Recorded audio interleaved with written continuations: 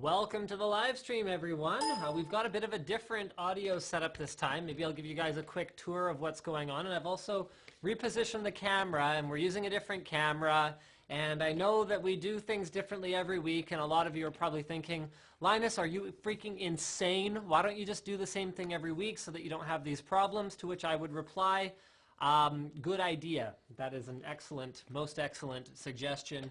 And I should probably get right on that. I have made one super awesome addition, and that is that I'll be sitting up here with a laptop so that I can look at notes, and I've created a bit of an agenda for myself, which hopefully at some point I'll get around to actually sharing with Slick before we start, so that he has the advantage of knowing what we're going to talk about as well. But maybe it'll be more fun to just blindside him.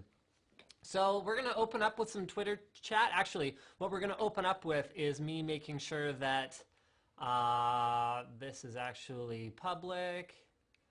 Oh, look at that. It didn't accept my, my naming for my YouTube thing. I love that. That's my favorite thing. You know what? When YouTube doesn't take... Let's have a bit of a discussion on how YouTube just ignores the user's instructions on uploads sometimes. Some of you might have noticed that one of my Titan videos went up a little bit on the early side. It went up about 45 minutes early or something like that, and it was my 1600p performance review, and I stand by naming it 1600p, even though that's not necessarily sort of what everyone calls it. So it's 2560 by 1600, which I've been informed by Diesel I should be calling 2.5K, but whatever. Anyway, the point is it's a greater than HD resolution test, and I think it had something along the lines of 300 comments on it or something ridiculous like that before I realized what had happened, and I pulled it down. So, so that was as a result of YouTube not, for whatever reason, gathering that I wanted to set that video to private, which has happened a number of times in the past. So this I'm actually correcting. Here we go.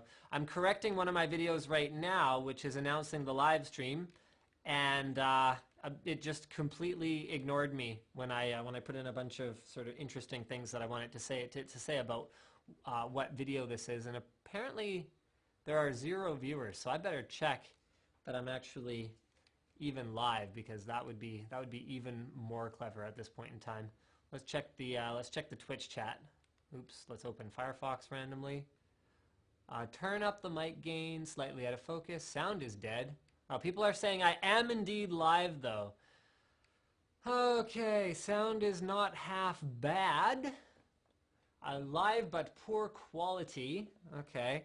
Well, all I can really do to fix the focus would be to sort of put something where my head's going to, because Slick's going to be joining me in a minute. I think he's just grabbing some food, and bad focus. Yeah, I know the focus. Okay, you know what? I'll try and fix the focus on my own. The audio is different this week. Actually, you can probably barely hear me right now because, see this? Check it out.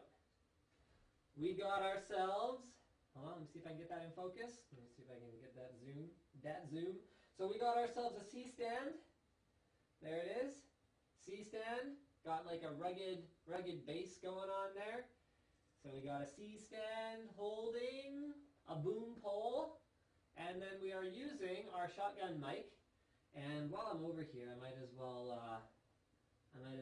bump the ISO a little bit since we're fixing things anywho. Oops.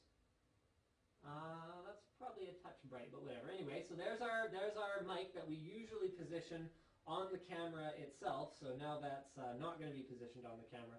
So I'm going to see if I can get this focused just right. So that's behind me. That looks like the chair. That looks like... Why don't we go with the chair? So the craft is in focus. That looks like the chair. Okay, yeah, there we go. Let's go with that. I'm going to lock this off. And I'm going to hope that all of that is all good. People are saying they can't hear. No need to point where the camera doesn't go. Lighting much better. Okay, so hopefully that's a little bit better for you guys. It looks like the frame rate's going to chop a little bit, but we're still having trouble with the Blackmagic Intensity Pro card. I think it might be related to the AMD motherboard CPU combo that we swapped out for in our streaming rig. Sometimes, in spite of PCI Express being a standard and therefore standardized, Someone says if you're going to talk about PS4, please keep it short. I actually was planning to keep that very, very short. Neither Slick nor I are console guys. The most recently released console... Okay, I own an Xbox 360 and a PS3, to be clear. I do own them. The PS3 has been plugged in once and used once, and the Xbox 360 has been plugged in once and has been used once. So the most recent generation console that I've actually used is a PS2, and then the most recent generation console that I've actually used extensively that I own is actually a Super Nintendo. So yeah, there you go. What was I saying? Yeah, right. So because PCI Express is a standard doesn't necessarily mean that everything works perfectly interoperably with everything else. There's actually a lot of testing that goes on, particularly at the motherboard manufacturer level and the hardware manufacturer level as well, although more on that in a moment, to make sure that components will actually work, especially more exotic components like RAID cards, high-end NIC cards, capture cards, things like that, where these are bandwidth-intensive devices, but not something that your everyday average consumer is actually going to be using. So, so more on the testing. I actually had a really interesting conversation with JJ from ASUS while we were at CES that I haven't briefed you guys on yet, and that was about the amount of testing that ASUS has to do on their motherboards in order to have their customers have a satisfying experience. So, okay, are people complaining about the sound still? Okay, I will turn it up a touch, but I really, check. I really didn't think it was that low, but it actually might be now that I'm looking at it. Okay, hold on. Let me get that fixed.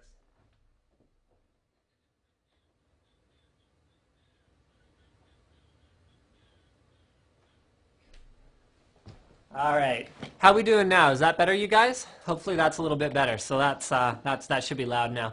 How's the echo though? I'm actually really curious because I don't know if you guys noticed, but I did actually put a bunch of random foam all over the walls and ceiling in order to hopefully reduce the echo in here a little bit. And having the sound a little bit, or having the microphone a little bit closer. It's actually right here. I'm touching it now. So that's where the microphone is now. I think that should help reduce the echo as well. We're trying to gradually improve the production values of this operation overall, but it's taking time. I don't know if you guys saw it. Oh, okay, sorry, I got distracted. So anyway, I'm a little bit sort of worried that our AMD platform we're running right now is not compatible with our capture cards. It just doesn't work quite right. They're very high bandwidth devices, very finicky devices.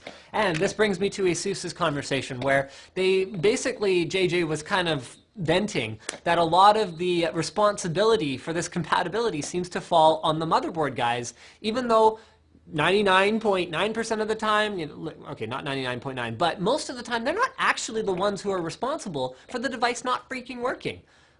Most of the time, it's actually the designer of whatever card it happens to be, and I'm holding up a graphics card, but this is kind of a bad example because AMD and NVIDIA are extremely diligent about their PCI Express compatibility, which isn't to say there haven't been mix-ups in the past, but these manufacturers are sometimes smaller manufacturers who can't afford even to completely redesign a PCB and chip and all the engineering that goes into that to make it compatible with even more than 80% of motherboards out there. So I think there might be an issue with that. I think we're going to have to change that platform. I'm probably going to move over to this guy right here. So this is a very high-end board from a few generations back. This is a P7P55DE Premium, so super high-end board from a few generations ago.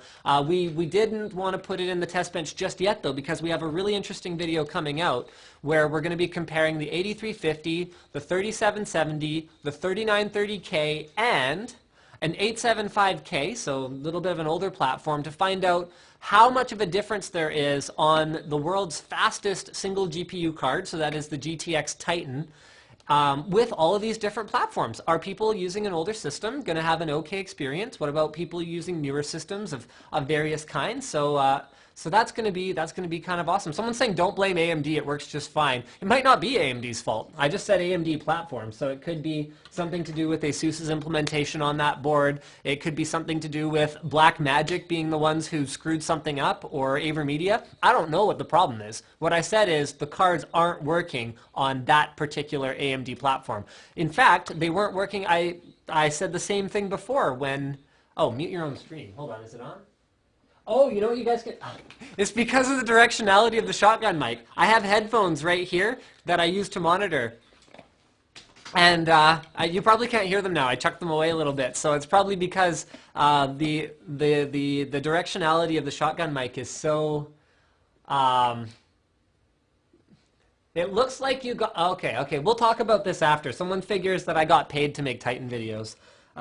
Yeah, we'll definitely cover this, and that's totally not true and absolutely ridiculous. So hold on, moving right along. Anyway, directionality, shotgun mic, headphones, problem.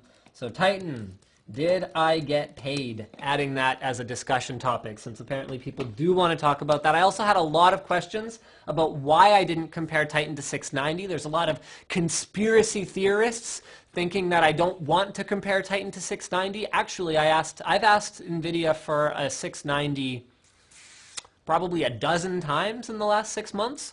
I didn't get one, or I should say probably about 10 months now. I didn't get one because there was a mandatory briefing that you had to attend to get a GTX 690 when it launched. I missed that mandatory briefing because I was literally in an operating room where my wife was getting was undergoing a cesarean section for the delivery of my baby. So I missed that briefing, and since then they actually haven't, like, they don't really just randomly sample GPUs. You either get one at launch or you don't get one.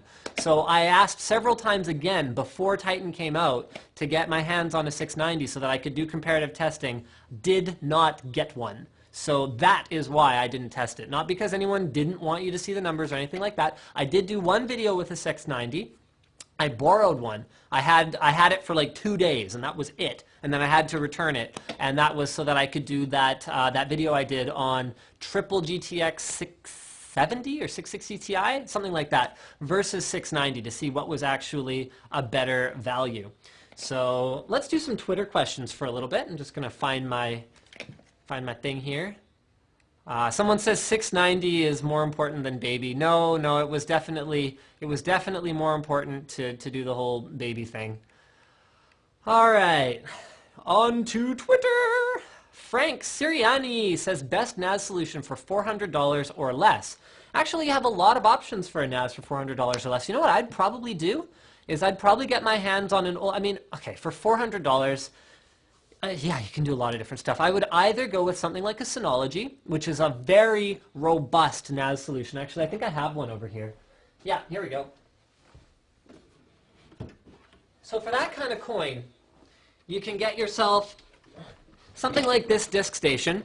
It's a little more than 400, I think, but it's extremely robust, so the performance is outstanding. One of the things about cheap NASs is that a NAS, or network attached storage, for those of you guys who don't know, but a NAS is often sort of priced according to how many drives it accepts and what levels of RAID it supports and all of the features that it has, although a lot of the time, especially cheaper NASs, those features don't necessarily work, and you can put as many drives as you want in it, but it's so slow that it's unbearable anyway. I remember there was a really popular D-Link NAS, this must have been 3-4 years ago, DNS 323.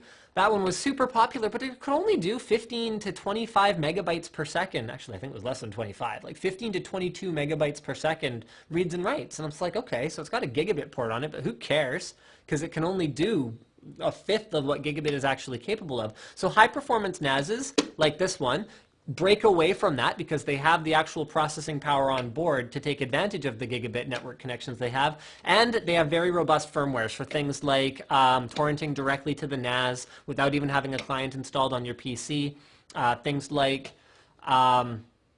rebuilding the array on the fly and just remote access and built-in web servers and all that kind of cool stuff. The other option you have for a budget like that is getting your hands on an older, honestly, it doesn't have to be anything special, like an old crappy computer, as long as it has quite a few PCI Express slots, buy some cheap SATA controller cards, and then run something like, just run some kind of like a Linux NAS operating system, or even get your hands on a copy of Windows Home Server 2011 or 12 or whatever it is.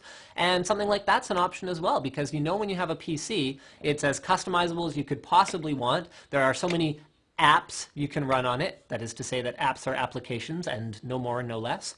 And it gives you a lot of flexibility. And so people are asking where Slick is, and I'm sort of wondering the same thing. So I'm going to go holler and see if he's done eating, because I've been entertaining the audience without him for a while here. So give me like 1 moment, and I'll be back.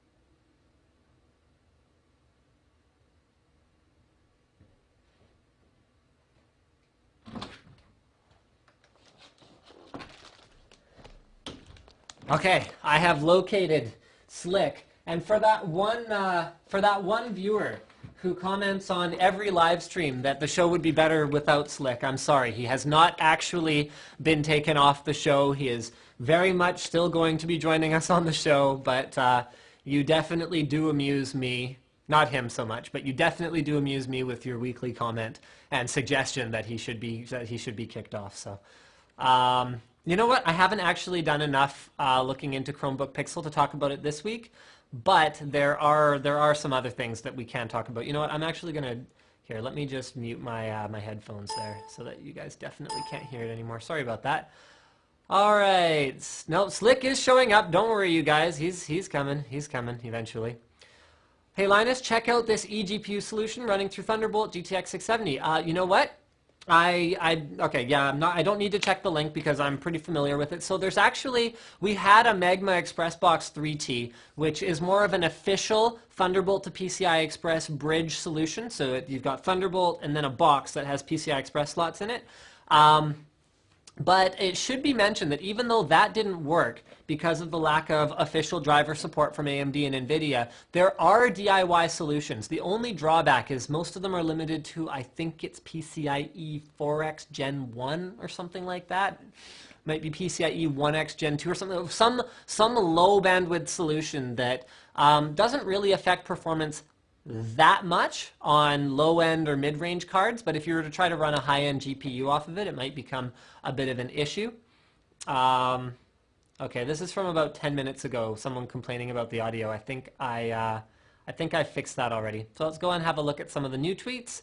Now that we're doing Twitter Q&A, have you heard about Google Fiber opening shop in Ontario? No, but I'm extremely disappointed to hear that because this will do nothing but cement the impression that Torontonians have that they do actually exist at the direct center of the universe. No, I'm just messing with you viewers from Toronto. Although I can't imagine there's that many. It's like 12:30 at night there. But no, that's incredibly exciting. I mean, Google Fiber is one of the things that has me geeking out because it's not necessarily just about the gigabit up and down connection speeds, but about the latencies that or lack thereof that fiber will deliver, which enables technologies such as cloud gaming and welcome. I'm glad you decided to show up. Google Fiber is looking for engineers in Ontario.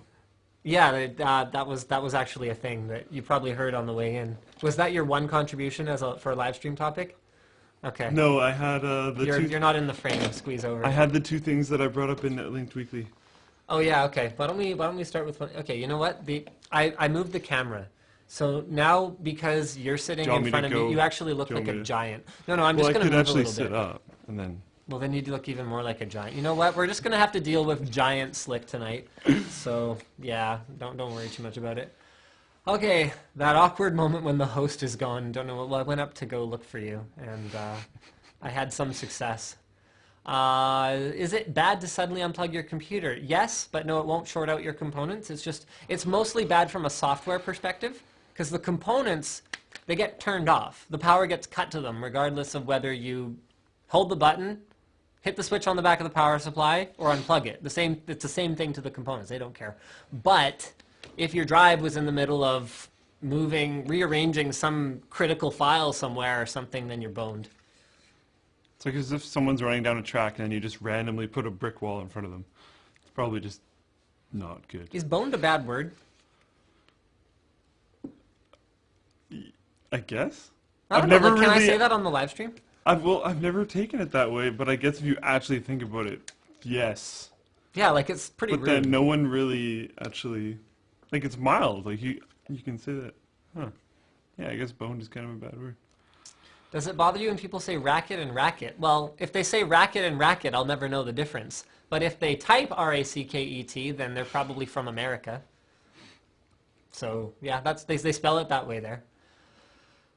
What do you think I should upgrade to? A 660 Ti, then get another later on? A 680, or wait and get a Titan? Out of those three options, I would go with 660 Ti and then get another later on. Yeah, I mean, that's the best value. Although, yeah. I mean, you know, if you want to be like one of the cool kids and have a Titan, then you could get a Titan. But unless it's for bragging rights, I mean, let's be very clear about what Titan is. Titan is a $1,000 video card. I mean, it has some cool features and stuff, but... Like, it's the kind of thing where, yes, it delivers the best single GPU gaming experience out there. And if you get a couple of them, it delivers hands down the best gaming experience out there. But in terms of what's the point of buying something like this, I think you'd be just as well served buying it to use it as like an impressive belt buckle as putting it in your computer, because it's all about bragging rights. It's not about price to performance. I see a lot of people talking about price to performance ratio of this card. And I mean, maybe NVIDIA's dastardly scheme was to get people talking about what a good price to performance ratio 690 has. Yeah, because or like their other cards in general. How many comments have you seen on that? Oh, 690, yeah. Yeah, 690, sure. 696. Oh, this thing's no good compared to 690. Compared to, I mean, remember when 690 launched? Everyone was outraged. It cost $1,000. Although something you and I were talking about earlier that Titan does have going for it is the frames created, like the interval between frames created. Yes. So frame times, yeah, as opposed to frame rate. So you know what? This is probably something that we'll either cover later on the live stream. Versus frame rates, or maybe next week. No, I don't want to restart right now. Stupid Windows. Frame times versus frame rates. And what's the difference? And why are frame times actually in some ways more important? So a more consistent frame time is actually potentially more important than the overall frame rate.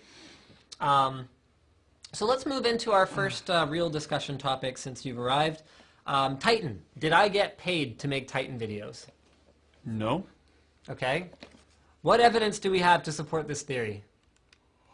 We don't have any extra money. Well, okay, that's one thing.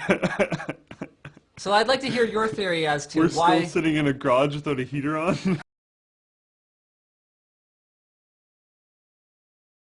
Oh, I know what happened. You're trying to type stuff in. Yeah, I'm trying to type stuff. Sorry, we're back. So yeah, okay, so there's the fact that we don't have any extra money. A previous launch of this graphics card that you're typing in that they can't see, we released a ton of videos for as well. Yes, we did. So I get accused all the time, and actually it's gotten to the point where it's not actually that funny anymore. But I get accused all the time of being some kind of NVIDIA, yeah, leave this page, fanboy or shill or whatever else you guys want to sort of call it. But let's go ahead and look at the straight facts. This is my launch coverage for the Radeon HD 6870. This was a big important launch for AMD, and one of the things that was a little bit different about it than other AMD launches is I got a card before launch, so I had time to prepare a whole bunch of content. So the advantage of having a card before launch is that I can release my videos at the time of the launch when it's actually relevant. If I get a card a week or 2 weeks after launch, like I did with 7970, what am I going to do? Release 10 videos about it when no one cares anymore and everyone who cares has already read a review or already watched someone else's unboxing or someone else's whatever thing? So that's the reality of it. You know, could you consider something like a GTX 690 or a Titan or whatever, could you consider that getting paid? Yeah, we keep the card. I mean, this card, this Titan, is not going anywhere. It stays in our stable of cards that we are going to be able to continue to benchmark against future cards. Could you consider that a payment of sorts? I guess. But if you Considering were... we don't get to use it, because it has to sit and wait for more benchmarks to be ran. Yeah, it's not like we get to like sell it. So, I mean, and here, if we actually factor, how many man hours do you think you and I put into the Titan content? I almost don't even want to. Okay, so we sat down. You're a little close to the mic. Right there's good. Sorry. Actually, here, if you want to scooch back a little bit. There you go. We sat down before Titan was released and planned the videos that were going to come out. And the previous live stream, we were like, yeah, it's coming on Saturday. Didn't come until Monday. So we had like what videos we wanted to release and just kind of like grinned. Just was like, Yay! Okay, we have like 2 days to get all of this done. So between the two of us, I think we pulled 3 all-nighters. Because you pulled 2 and I did 1. Okay, so this whole week is just kind of one gigantic like blob of not Is it really safe to sleeping. say between the two of us it was probably a good 60 hours just to get Titan out there? I think I almost pulled 60 hours. Okay, so let's say it was a lot more than 60 hours. So if you went, okay, yeah, well, NVIDIA's paying off Linus to release a bunch of videos about the Titan, riddle me this. Would I not be better off then to just go flip burgers on weekends and buy myself a Titan for $1,000?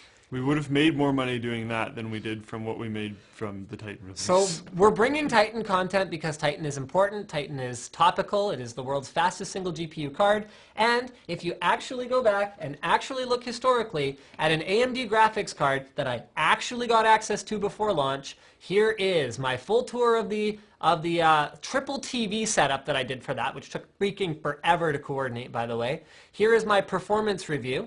Here's my noise and temperature testing. Here's my power consumption. Here is showing off a game on 3 46-inch TVs. Here's another game with 46-inch TVs. Here's an unboxing. Here's an installation guide. Here's a sneak peek at the setup. Here's the bear card heatsink removal. Here's the length comparison. Here's another game with it. So hopefully I've made my point. If I get access to the card in a timely fashion that allows me to actually bring the content to you guys on launch day, yeah, I'm going to do everything I can to bring you guys the best content I can on launch day. Did I get a big check from NVIDIA? No. Did I get a check from AMD for doing that? Absolutely not. That is not to say that we're not going to have sponsored content at some point in the future, but we're not going to have sponsored content on things where we have to be objective. So something like a video card review, it's never going to be sponsored by NVIDIA or sponsored by EVGA because that's ridiculous. The Crysis 3 video is released, right? No, that's not released yet. Did you redo the voiceover? Nope. Well, that's why it's not released yet. Can I talk about it? Sure, yeah, go for it. Okay, so we have a sponsored video being released on the channel.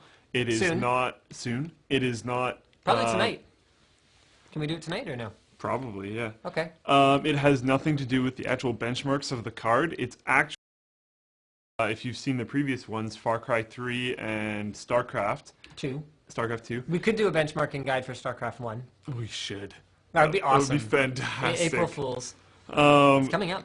It is, yeah. Sort of. So it doesn't have the like card comparison that we do for those games yet. That's coming later, but it does have like our Crysis 3 walkthrough, and it's just like EVGA sponsored and then us doing our Crysis 3 walkthrough. That's all it is. It's not actually a comparison or what we think about anything or anything like that other than Crysis, which isn't applicable and doesn't matter. So Yep, and I mean we're comfortable taking sponsorships on things like where we would have been using the product anyway.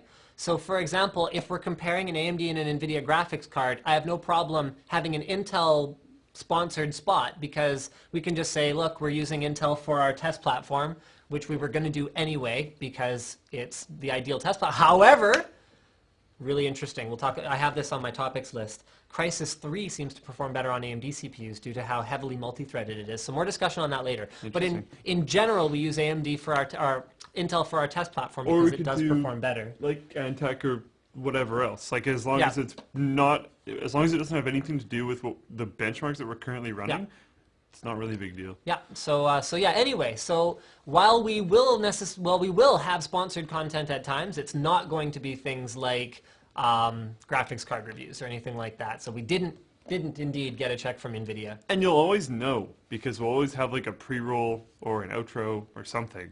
Like, we're not hiding stuff.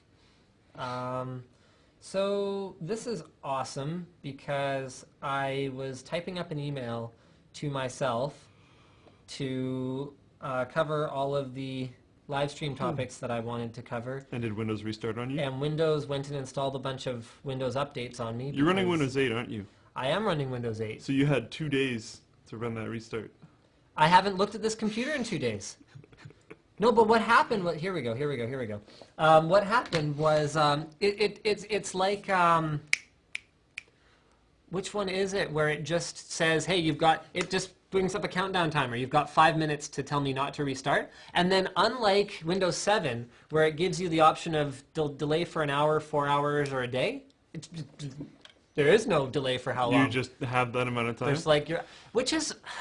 It's inconvenient for the tech-savvy users who will eventually put in their updates, but I think it's probably a good thing for like my mom, who will have 75 Windows updates pending when I go over there, and I'm just like, Ma, these aren't optional. Oh, but it says they're, recommended. I'm like, yeah, recommended means just do it. It doesn't mean don't do it. Except for Bing. Well, I don't want to talk about Bing. Is this not working? You run out of batteries? No? No, it's working. It's just not switching scenes. That's sort of bizarre. Okay, well, there we go. All right, so Robert Cook asks why we didn't test the Titan with any GPU benchmarks.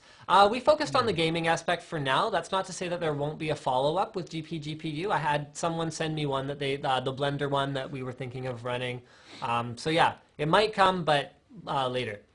Kevin asks what was the case. It was a Cubitech Mini Cube. What does your wife think of your move to Linus Media Group? Is she supportive, concerned? I'd say a little from column A, a little from column B. What's the cheapest 2 gig 680 you've seen? I saw one for $350. That's a very good price. That's a really good price. I think we had one for 680. Wow. Yeah, $350. No, that's really cheap. Yeah. I saw a 670 that was under $300, and that was a really good deal. Remember that PNY deal? Yeah. We're talking new. I don't know what they're like on the used market. I have one 660 Ti. Would it be preferable to get another as opposed to a Titan? Yeah, probably. Sound is okay. Great. Thank you. Can you put something that like Slick's Ducky? No. And you spelled Ducky wrong, so you're not winning any brownie points over there. Should I get a 3D monitor or get a dual monitor setup? You know what? This is a really interesting discussion topic. That I would love to have if I could move Twitter out of the way, which is not working with my hotkeys now for some reason.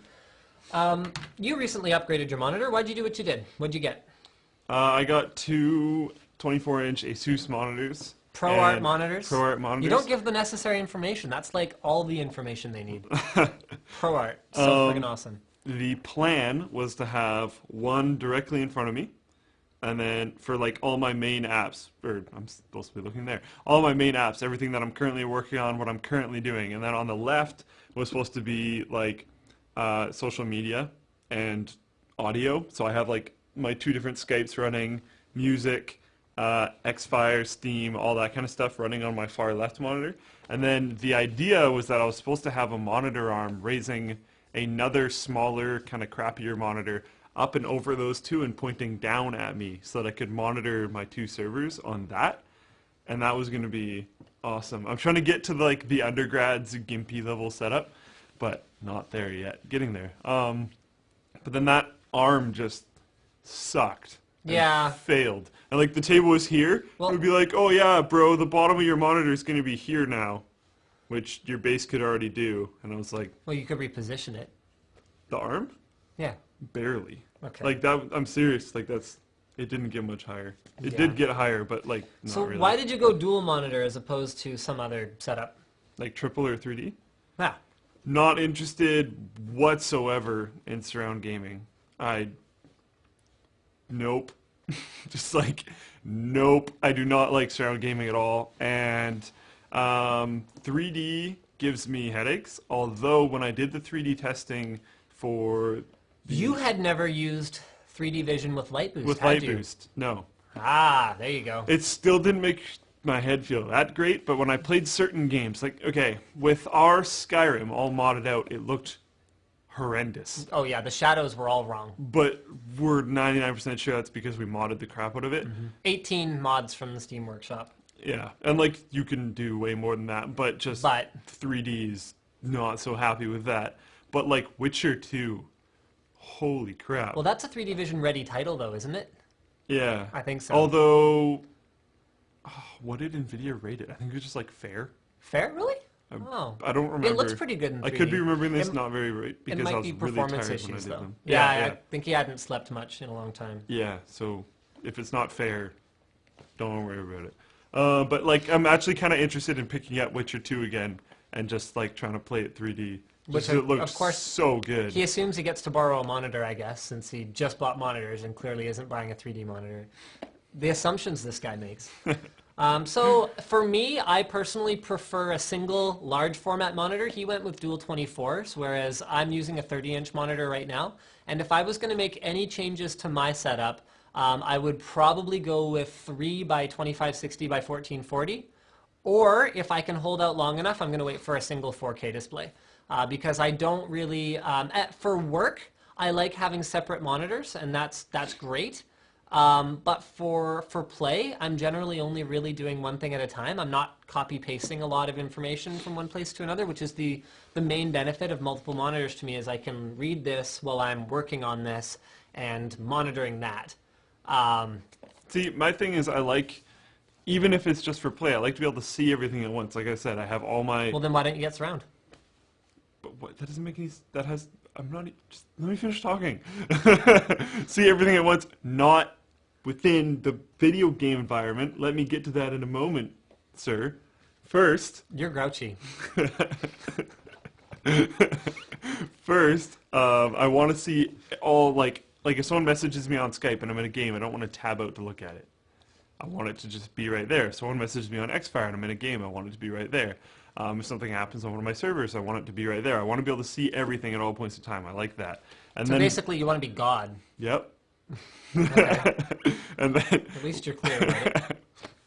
and then when I'm gaming, I don't really like anything larger than a 24-inch. Because and even 24-inch is like kind of borderline for this, is because if I have to like look to see something, that probably took too long, and I'm probably dead. Okay, fine.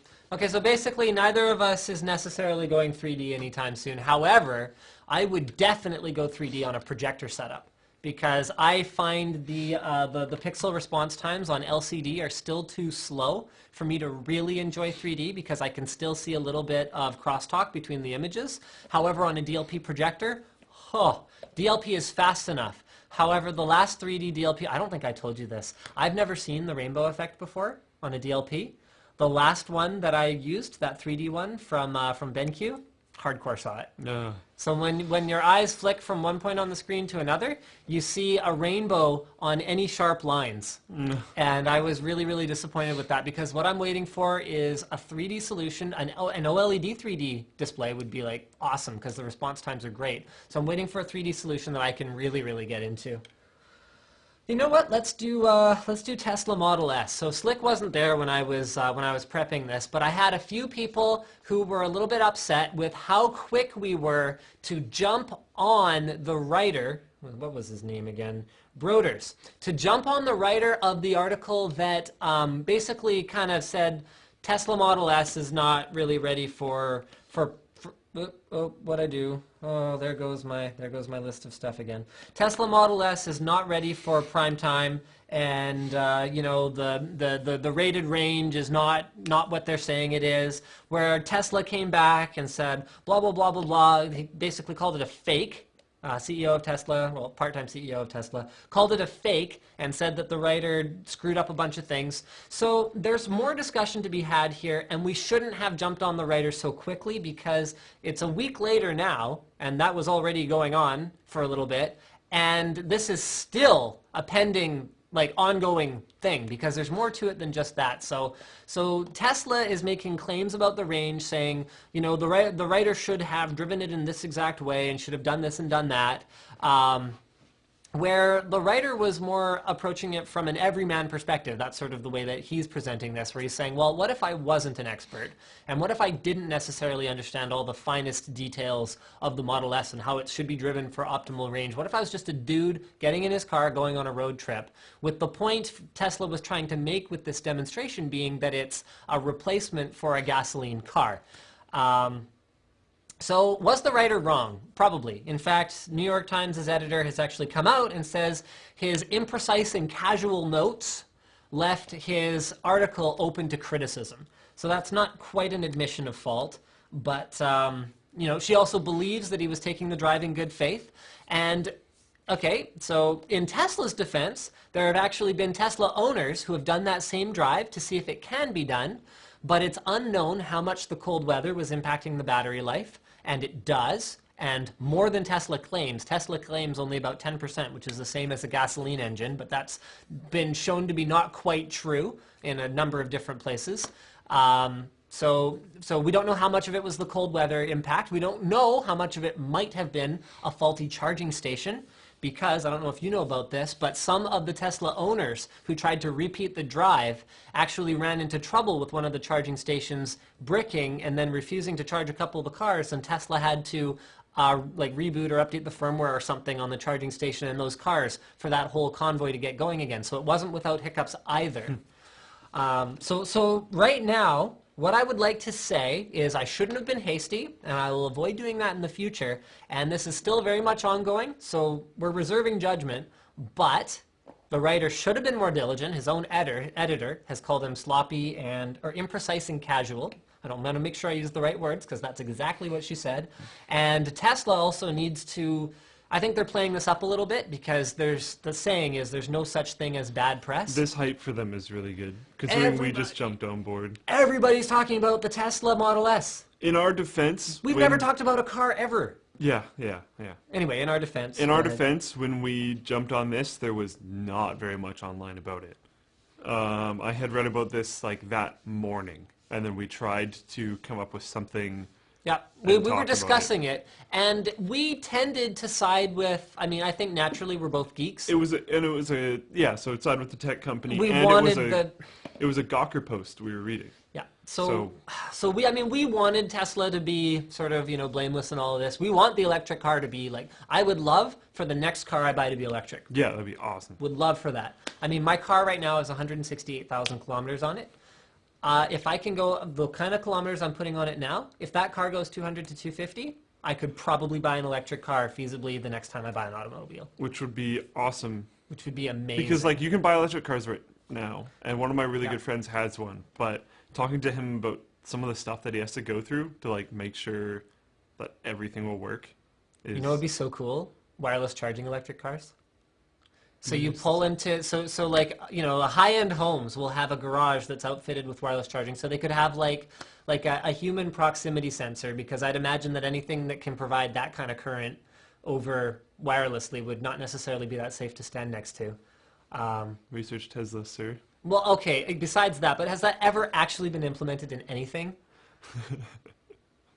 There you go. Someone will figure it out. I don't know. I haven't researched it enough, but... someone will figure it out, and maybe... Someone will figure it out. Let's hope. Let's hope. And okay, if someone can figure out how to meter it, then great. But until then, it's not a conversation we're having.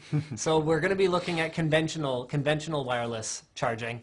So if they had something like a proximity sensor, so there's no one nearby, and it was self-contained in such a way that, I don't know, you put lead on all sides of it except the direction it needs to go. Just be in the very floor, and when you drive in, it detects your car is there, and just... Or something like that, or even, who knows? By then it might be even cheaper and easier to build a robotic arm that just detects your cars nearby, finds the outlet, and then latches on with it. Exactly. I don't know. I actually don't know. This is us just kind of talking about things that are kind of stupid, I realize at this point. But, I'd love for that. You pull into your garage, your car charges. And, yeah. Because you don't want to have to think about the plug every time, because then the one time you forget about the plug, you can't drive to work in the morning, and your boss is like, "You're fired." Yeah. That's not very fun. You're fired just for talking about not being at work. That's the first time today. Which, by the way, you weren't at work for the beginning of the live stream, so you were hardcore fired for that. So fired. Okay, we've got one more Twitter question here that I did want to get to. Favorite piece of... Scroll down. I'm trying to scroll down. No, they don't come with dust out of the box. Come on, man. Favorite piece of technology you've purchased ever? That's a great question. I'm going to go first. And I'm going to narrow the scope to computer technology because that's mostly what we cover here.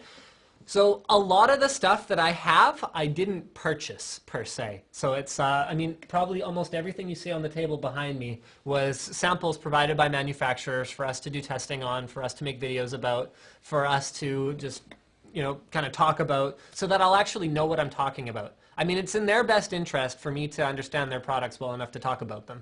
I think sort of at this point we can all agree on that. So basically, give us a Tesla. Yeah, basically. Basically, we're the only credible source, so you might as well give us one of the cars so we can check that. In all seriousness, would we have time to do a Tesla test drive? I think if they gave us a Tesla Model S, we could Not even New York Times got to keep the car, so... No, we'd have to keep Yeah. it. Obviously, we'd have to keep the car. So, yeah, I think... This is even stupider than the conversation we were having about the garage charging. By the way, stupider is apparently becoming a word. Yeah, I know. I heard this from my mom. She's one of those English major artsy people who is, of course, super offended about this. But, yep, stupider is apparently making its way to becoming a word. I mean, what's next? Funner? Seriously. That's the stupidest thing I ever heard. Which also isn't a word. And still probably isn't a word. So. Did you say stupidest? Stupidest. Stupidest. Also okay. not a word. It's more stupid and, yeah. Or most stupid. That's pretty much the only way that can be done. What was I even talking about? Right, favorite. So my favorite technology piece that I ever actually bought was my Athlon 64 X2 4400 Plus. That thing was freaking awesome. Not only was it faster tangibly in benchmarks, or measurably in benchmarks than anything else on the market by just a landslide, with the exception of the 4800 Plus, which was slightly faster than the 4400 Plus. But what core was that? That wasn't Clawhammer, was it? I don't remember anymore. It's been way too long. Holy crap. No, Clawhammer was before that. Clawhammer was my 3500 Plus, I think. I love the name of them before. I know! Back then they were so cool. Sledgehammer was the original FX, I believe. Anyway. You know how every graphics card used to come with the most epic, like, box art? Yes. It's just so cool. And now they're, like, super conservative. Ugh. I actually prefer the conservative box art. Really? I mean, Screw you, old come on, man. Palette Frog? Screw you, old man. I mean, remember like MSI's and Asus's old cards where they just had like weird like characters and armor on the front and you're just like, That was amazing. That's not even a game. It's not even from anything. It's not from It's anything. Just fantastic. It's like these companies had a dedicated guy on staff who just to like make drew cool random looking stuff. Random crap to put on their box art. This looks like it could be from a game. Good enough. It's ridiculous. It was cool. Anyway, the 4400 Plus Very 90s. changed the way I used my computer in a way that probably nothing else has since then. SSD was close for me. In fact, SSD was probably a similar quantum leap in the responsiveness of a desktop computer. But unlike that processor, that move from single to dual core, unlike that, SSD did not improve gaming in any way. So that's, or okay, load times are slightly lower, woo, but it didn't improve frame rates. So that processor improved frame rates in a tangible way, and it just destroyed anything else on the market from a multitasking perspective. So it made it so I was actually legitimately able to use my computer to do multiple things at a time in a way that just wasn't possible up till then. So in terms of, and I mean, I bought processors before and after that. My Q6600, my E6600, my 3500 plus, my 3200 plus, my 3000 plus. For those of you, oh yeah, for those of you who figure I'm some kind of NVIDIA or Intel fanboy, yeah, that's right. That was 5 AMD processors in a row. I replaced my 4400 plus with an Opteron 165. And that was finally when I went Intel after that. The first like no, that's 6 in a row because I had a 2500 plus before that. The first 3 or 4 processors that I either bought for myself or spec'd for other people in my family were all AMD as well. So, so out of all of the chips that I've ever bought, the 4400 plus has got to be my my favorite. Okay, have you had any time to think about your favorite piece of technology? For me, you picked a couple, so for me, I'm gonna go with two. One of them was my 8800 GTS. How did I pick a couple? I went with 4400 plus.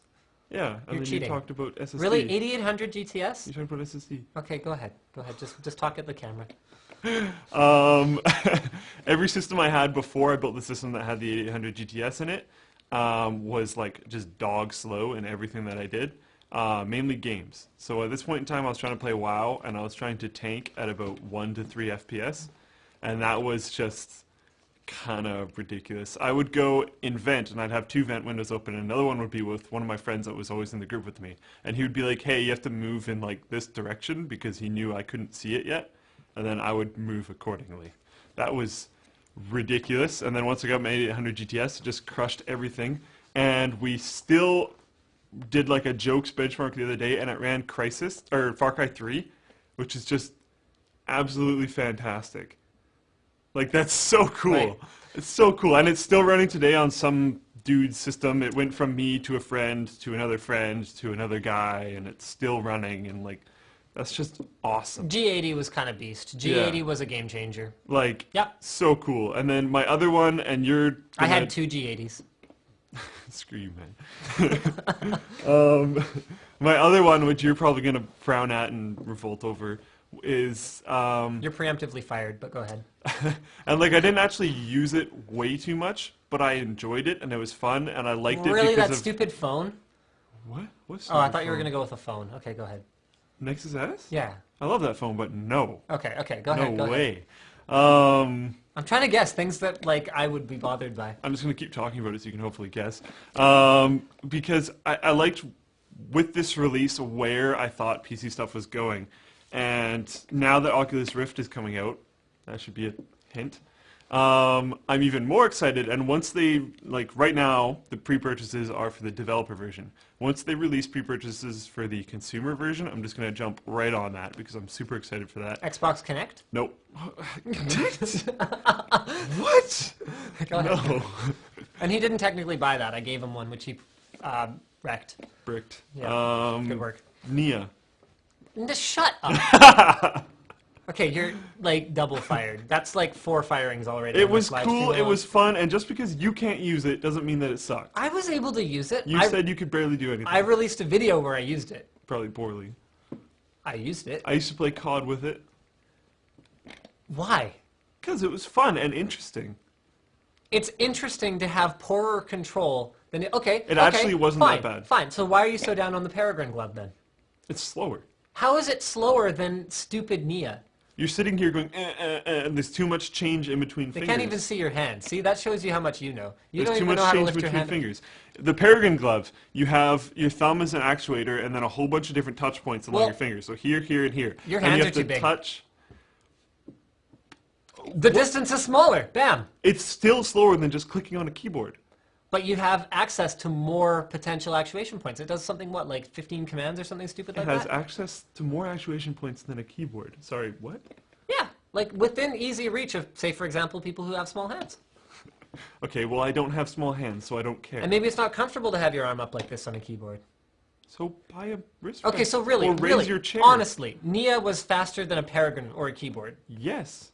Not a keyboard. Well then, why are you, okay, right, awesome. This is perfect, I love it when he does this. So why are you I've down done on, this like once. why are you down on Peregrine for being slower than a keyboard if your Okay, favorite, which games? piece of technology of all time, that's what they I asked, said one of them. one of the two, And I either said way, because I liked where it was is- pushing the industry. it didn't And I push said I didn't use anything. it that much. You know the Russian has my Nia still. If you'd like, I can re-obtain it for you. I have mine. You have a Nia, you bought a Nia? We've talked about this before Shut on up. the stream. Wow. It was like $60. That you'll never get back. And I don't want it back because I enjoyed it. Okay. Well, viewers, I'm really disappointed in you for asking questions that make him sort of talk about phenomenally ridiculous stuff. You think playing games with a freaking glove is a good idea? Other than Power Glove, which is amazing.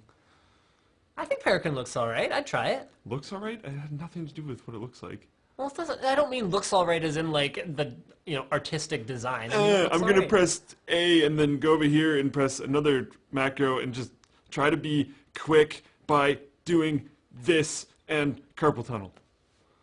I would probably better than a keyboard. You know what? I don't want to talk about this anymore. What's your all-time favorite motherboard? That's not a bad question either, actually. All-time favorite motherboard. I don't know. I'm gonna be like kind of bizarre, and I'm gonna go with the P8 P800E Deluxe. He has no idea what I'm talking about. 10 points if you even know what platform that's for. Nope. Yeah, it's a 478 board. That thing was a freaking brick. And I don't mean brick like I was dead. like, that's a terrible. Okay, it was a rock. It was a rock. What's the difference between a rock and a brick anyway? Shut Because up. brick is used as a term for things that don't work anymore and can act as a brick in building Yeah, something. rock could be used for building something. Stone wall. I'll stonewall you with this argument. Bam. What? That's a term. I know. It's just kind of sad. You know what? And I didn't use it much. I actually only used it for some random suicide runs on a, what was the stepping? It was an M0 or something, or like, it was some ridiculous stepping of a P4 2.4C, so it was a Northwood core, that I pulled out of an office machine that I replaced, and they were just like, yeah, whatever, just keep the old computer. I was like, holy crap, do you have any idea what this is? They didn't care. So it was like a legendary stepping of the 2.4C Northwood, and that thing flew. It did like 3.5 plus gigahertz or something like that. I think I got it up near 3.5, 3.8, somewhere in that range, with some crappy Vantech air cooler. And part of it was that board was a beast. It was absolutely solid. Follow-up to that would probably be the A8N32 SLI Deluxe. That board was so far ahead of its time. I believe that one was dual 16X SLI, although I could be wrong. It had heat pipe cooling. It had silent cooling. Back then, everything had whiny, annoying fans on them. I don't know. I've had a number of good boards. I think those two are probably my favorites. Do you have a favorite motherboard? You had an Enforce board. That's probably it, right? No. Oh, okay. Although that Enforce board got so many really, really bad reviews, and then I had no problems with it whatsoever. Fair enough. I And even like wrote a poem about how bad my experience was with it.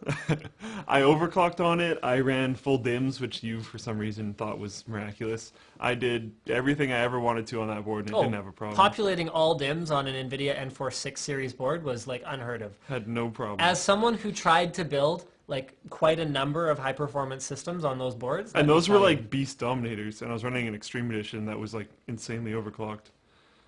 What do you think about running a graphics card without the plastic shroud on it? This guy says he's getting better temperatures. I'd say maybe it works for some cards, but I wouldn't recommend it for rear exhaust cards. And some like specific build situations too. Wireless charging stations in development. That's good. Great. I have. I'm sorry, man. I don't know what exactly those models are, but it looks like Monitors. two 24 inches and a 23 inch. Should I switch that for another 24 inch?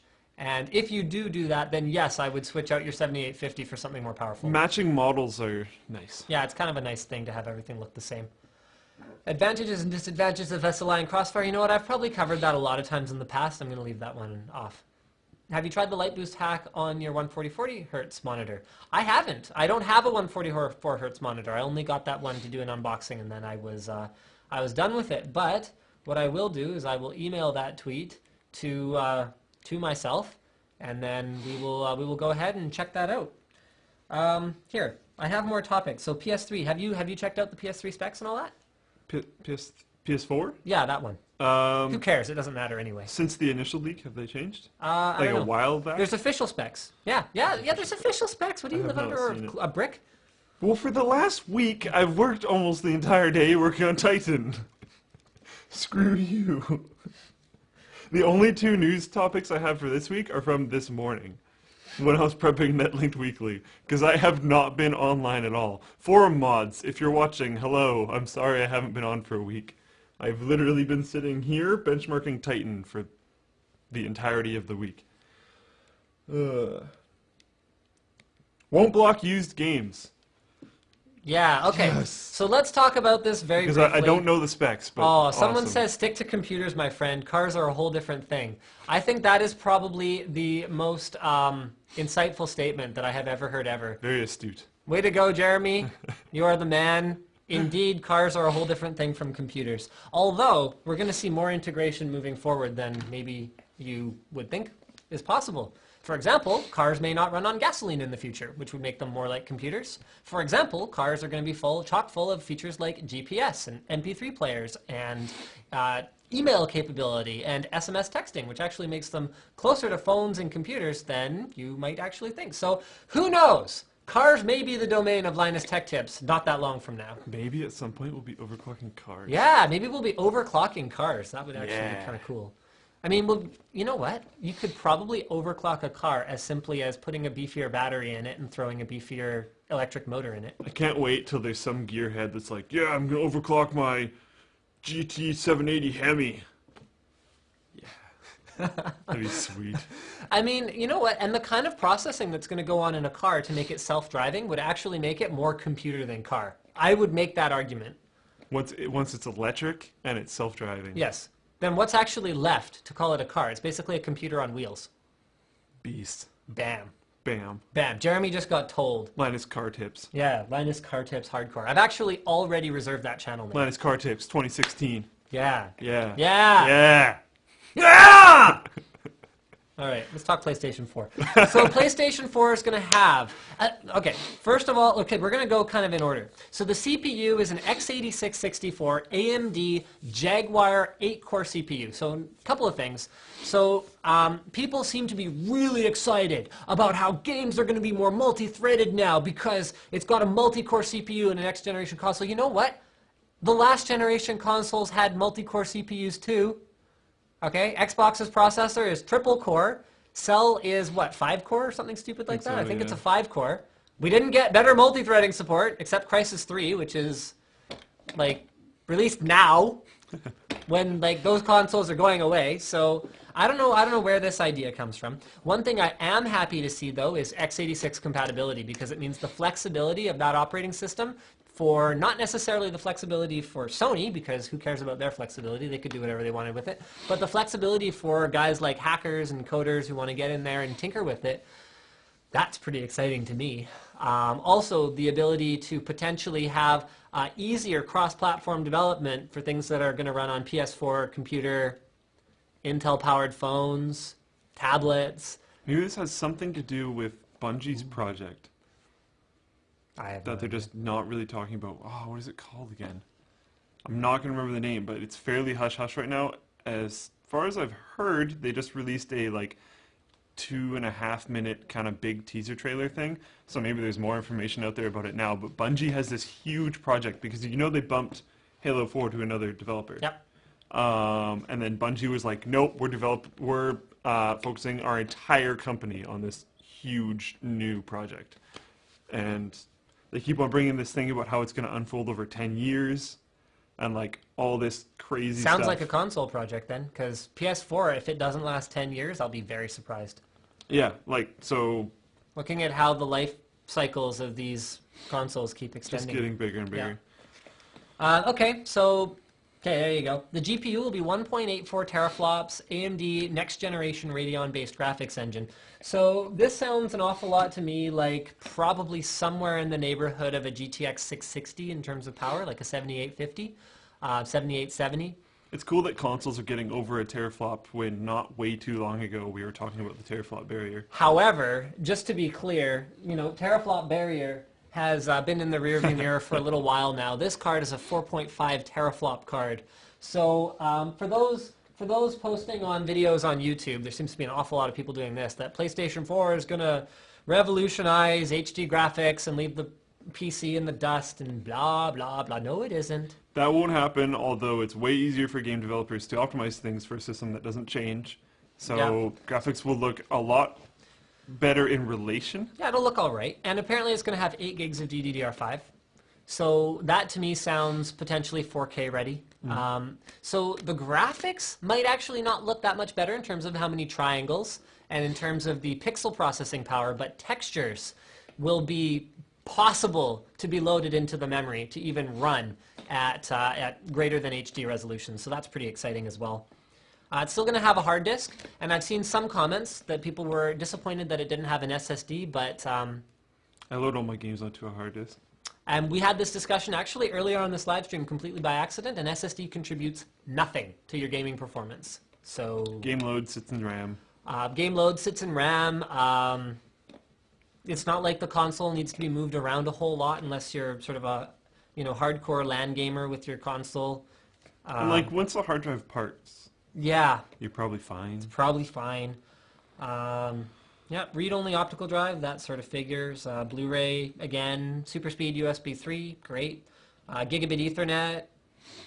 802.11n wireless, that's a little bit disappointing, especially given how we've seen AC outperforms N. Yeah. But AC is so expensive right now. And they'll probably have dongles considering they have USB 3 ports. Yeah, and I think they're targeting, I think it was $450 for the price. Wow. So very aggressive. Although that could end up being completely revised, or that rumor could be completely wrong. Wasn't PS3 like $1,000?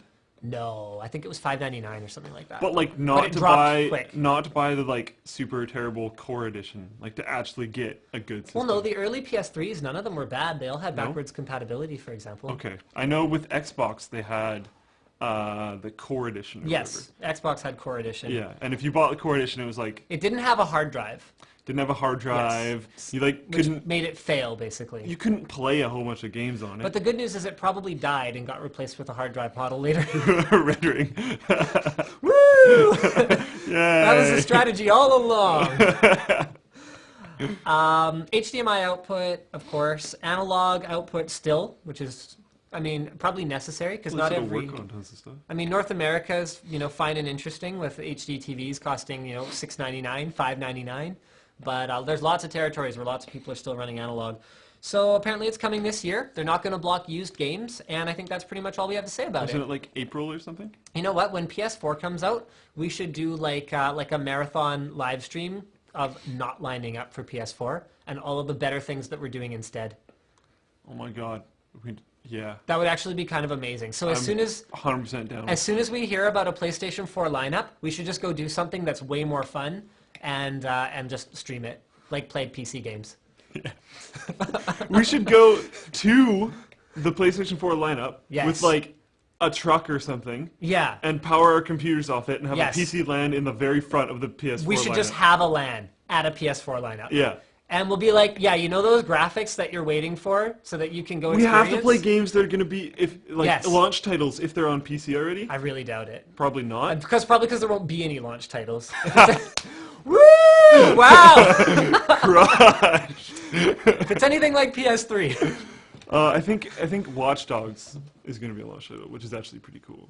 Okay, whatever. But yeah, I understand what you're saying. Oh, maybe they'll have another Final Fantasy where you run down a corridor. Oh. I miss good Final Fantasy games so much. They were so good. Yeah. They were so consistently awesome. I tried. 5, 6, and 7 were so good.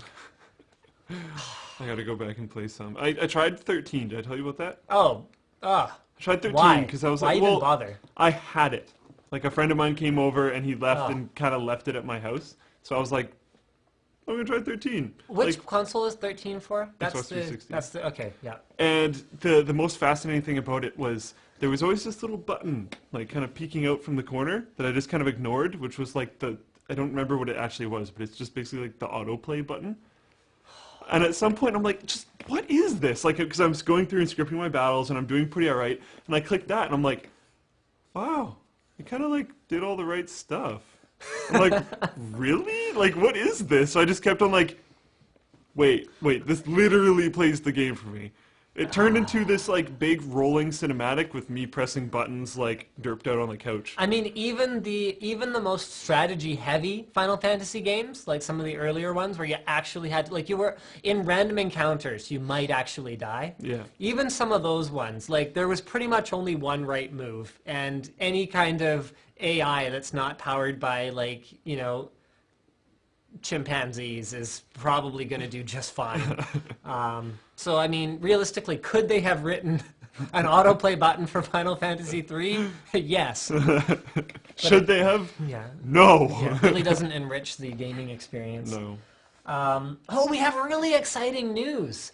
Fractal Design Ooh. is going to be joining us for the live stream next week. So Josh from Fractal Design is going to be positioned in between me and Slick, and I mean, if you want to get closer to me and have him on the other side, that's fine too.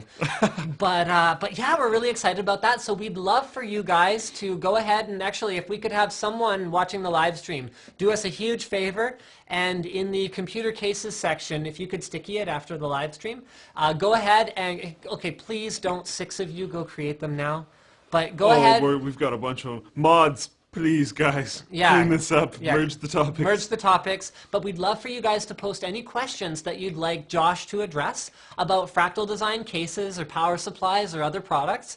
And yeah, we're going to have a really great discussion. We're not going to be limited to just Fractal Design talk, though. We're going to do our usual thing with Twitter Q&A, and you guys will be welcome to send in questions on Twitter, and we'll try and get to them if we can, but sometimes it can be a bit of a challenge. But yeah, we're really, really excited about that. I think that's going to be freaking awesome. I'm just messaging myself so don't forget about that. Okay, good work. You're unfired once. Yay. So now I don't get fired during the day. I only get fired during live streams. That's true. I haven't fired you at all this week. Mind you, you've been working really hard this week on stuff that I frankly didn't want to do. So yeah, he did almost all of the benchmarking for Titan. What did I do? The only things that I didn't do was half of the 3770K benchmarks over there. So you ran No, 3 I did games? some of the 1080p benchmarks while you were sleeping. What? Didn't you notice when you came back a bunch of the benchmarks were run? Not that many. Well, some of them were. And I did some of the 3D benchmarks as well. Yes, you did. You did one platform for 3D. One platform for 3D, and then I think I did a couple of them on 1080p, so there. Bam. I did at least Or like I finished one and then finished Titan or something like that. Yeah, that might have been it. Don't worry, Slicks and my testing methodologies are still very, very, very, very close. So it doesn't matter who ran the benchmarks. I trust them either way. We record our own benchmarks and show them to each other. Yeah. So the second, like that's where the idea for showing our benchmarks came from, because we do that to each other anyways. So we're like, hey, we might as well share it with everybody. Yeah. That way you guys can test benchmark. Although, you know what, I found out something funny about your StarCraft 2 benching methodology. That map isn't available in some regions. Oh, that's unfortunate. Yeah. So people are like, oh, I can't find it. And then someone else jumped in and they're like, yeah. I mean, the good news is StarCraft 2 kind of runs on anything, so who cares? Sorry, guys. Yeah. Sorry for being noob at StarCraft 2. How was I supposed to know? Oh, man, Jeremy's comment is so good. Cars are different from computers. I love it. Hard to say. I tend to prefer single GPU solution, so Alex, I'd probably pawn it off and get a 670. Just built my 5800K PC in a Roseville Challenger running stock graphics. What should I upgrade? Lots of things? Sorry. I guess grab a graphics card. I love how he lists his DVD drive. Get a 7850 or something like that. Best tech live stream. Aw, thank you. Yay. Is Cold SC a thing? That's my brother. Oh. Okay. Yay, brother. Thank you. Hi, Richard. I agree with Slick. I knew I'd heard of it before, but I didn't know why.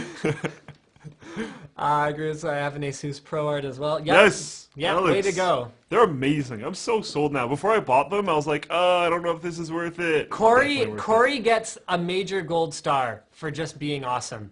Getting to listen to the live stream with my Zonar STX, awesome sound card, and typing with the new Ducky. He tweeted at me earlier, I don't know what day it was because this whole week is one gigantic blob, saying that he got that sound card and got that keyboard, and I was like, yes. Joshua Kuhn had a great question. Can you guys explain how to achieve positive airflow inside a case during the live stream tonight? We'd love to. So I'm going to go get some props while you get started. I was just going to grab C70, and you're going over there, so I don't know what you're doing. No, well, no, you don't need a case. Just kind of explain it. I'm looking for something, though. The idea of positive airflow is to create a directional flow through your case so that you don't get an insane amount of dust. And I believe it helps with temperatures as well, right? It's just kind of generally good all around. It's generally good to not have, well, they can't hear me because of the shotgun mic, but it's generally good to have positive airflow because less dust means less temps. Okay, yeah, so what he's generally saying is that it helps with dust, which in relation helps with temps. Because if you don't have everything caked in dust, it's not going to get as hot.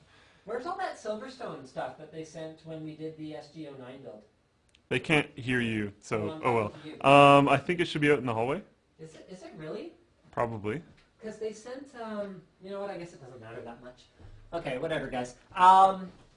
So I was trying to find a fan filter because one of the key things about creating positive air pressure in your case is that you should have filtered intakes on your case. In fact, you know what? One of these cases probably has a filter on it. So there you go. Yeah. Okay. So here's a filter from the bottom of a Corsair C70. So positive air pressure means, okay. So your case has lots of openings.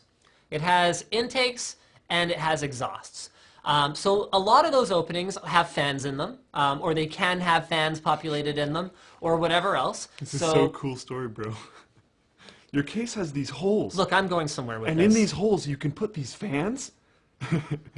And these fans, they can spin. He's trying to get fired right now. I'm not going to do it. I'm not going to give him the satisfaction. No one's going to understand this, but this is a helmet.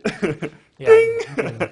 Yeah, that reference will actually never be understood by anyone. Is it not being released? No. Oh. No, that part won't be released. Oh, no, it might go in the 840 Pro one. Yes. Okay, anyway, back on topic. So your case has lots of holes in it, some of which are the size that fans will go in. Some of them could be little cracks or imperfections in the metal or even screw holes that aren't populated, and those are a major dust problem. So when you have a case where, I mean, lots of cases these days have top exhaust and rear exhaust, and what people tend to do is they tend to go, oh, that's really close to my CPU socket, so I should move the heat away from my CPU by installing all my fans there, and the case can just passively intake air, which it will. But the problem with that is that it will passively intake air not only from fan holes, but also from little cracks in the bottom of the case near the floor or near the tabletop where it can suck in dust. And when you suck in dust, it's much more likely to settle somewhere in a negative air pressure environment than it is if you have positive air pressure inside your case. So positive air pressure means more intake fans than exhaust fans. So net, more air coming into the case than going out. So those fans that are exhausting actually get a little bit of a performance improvement because the air is being pushed towards them already when they exhaust. And what it also does is it means that all those little holes in the case, whether it's a seam around the edge of your side panel or whatever else, are not going to be sucking in dust. You're essentially letting it float out instead of letting it float in. Yes. So you're not sucking up dust. So that's why, for a positive air pressure setup, to actually get the most benefit, you want intakes, more intakes than exhausts, and you want those intakes to be filtered. Because if you're using positive air pressure, but you're just sucking in dusty air anyway, then yeah, you won't get dust quite as fast as if you're sucking air in through the bottom of the case where there is more dust settling, but you will eventually get dust buildup. A positive air pressure, a positive airflow, whatever you want to call it, whatever, positive pressure inside your case with filters will give you a near dust-free PC operation experience. So there you go. And fan filters are really easy to install, and if you're worried about them being as hard as they are to install, which is not hard, you can get these super easy, super intuitive fan filters. Yeah, that just like magnetically clip on. So you can just be like, bam, fan filter. Yeah. So those are really cool. Another sort of cheap DIY solution is to use really black cheap pantyhose. Yes. I've actually heard of that. I've never done that, but I've heard of that. Yeah, no, that's a thing. The stream is choppy apparently. It's an issue with the stupid AverMedia card not. I talked about it at the beginning. Resetting it fixes it for a little while, so there you go. Wow, we have a lot of viewers tonight. Thank you, guys. Thank you for tuning in. Midterms are over. Oh my goodness, it's 10:30. The live stream is technically over. I don't think we've even... We went long last time. Yeah, I guess we're going to have an extended... kind of go long every time. Extended live stream. No, we don't go long every time. You know, sometimes we rush. Get it? Get it? Double meaning! Yeah! It's horrible.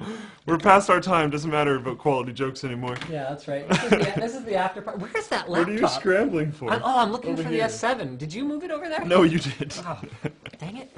I was wondering why. Remember when I was like, I can go get the C70? Officially my favorite laptop ever, by the way. I love this thing, Aspire S7. The one thing that I have to complain about is that the touchpad is a little bit on the laggy side.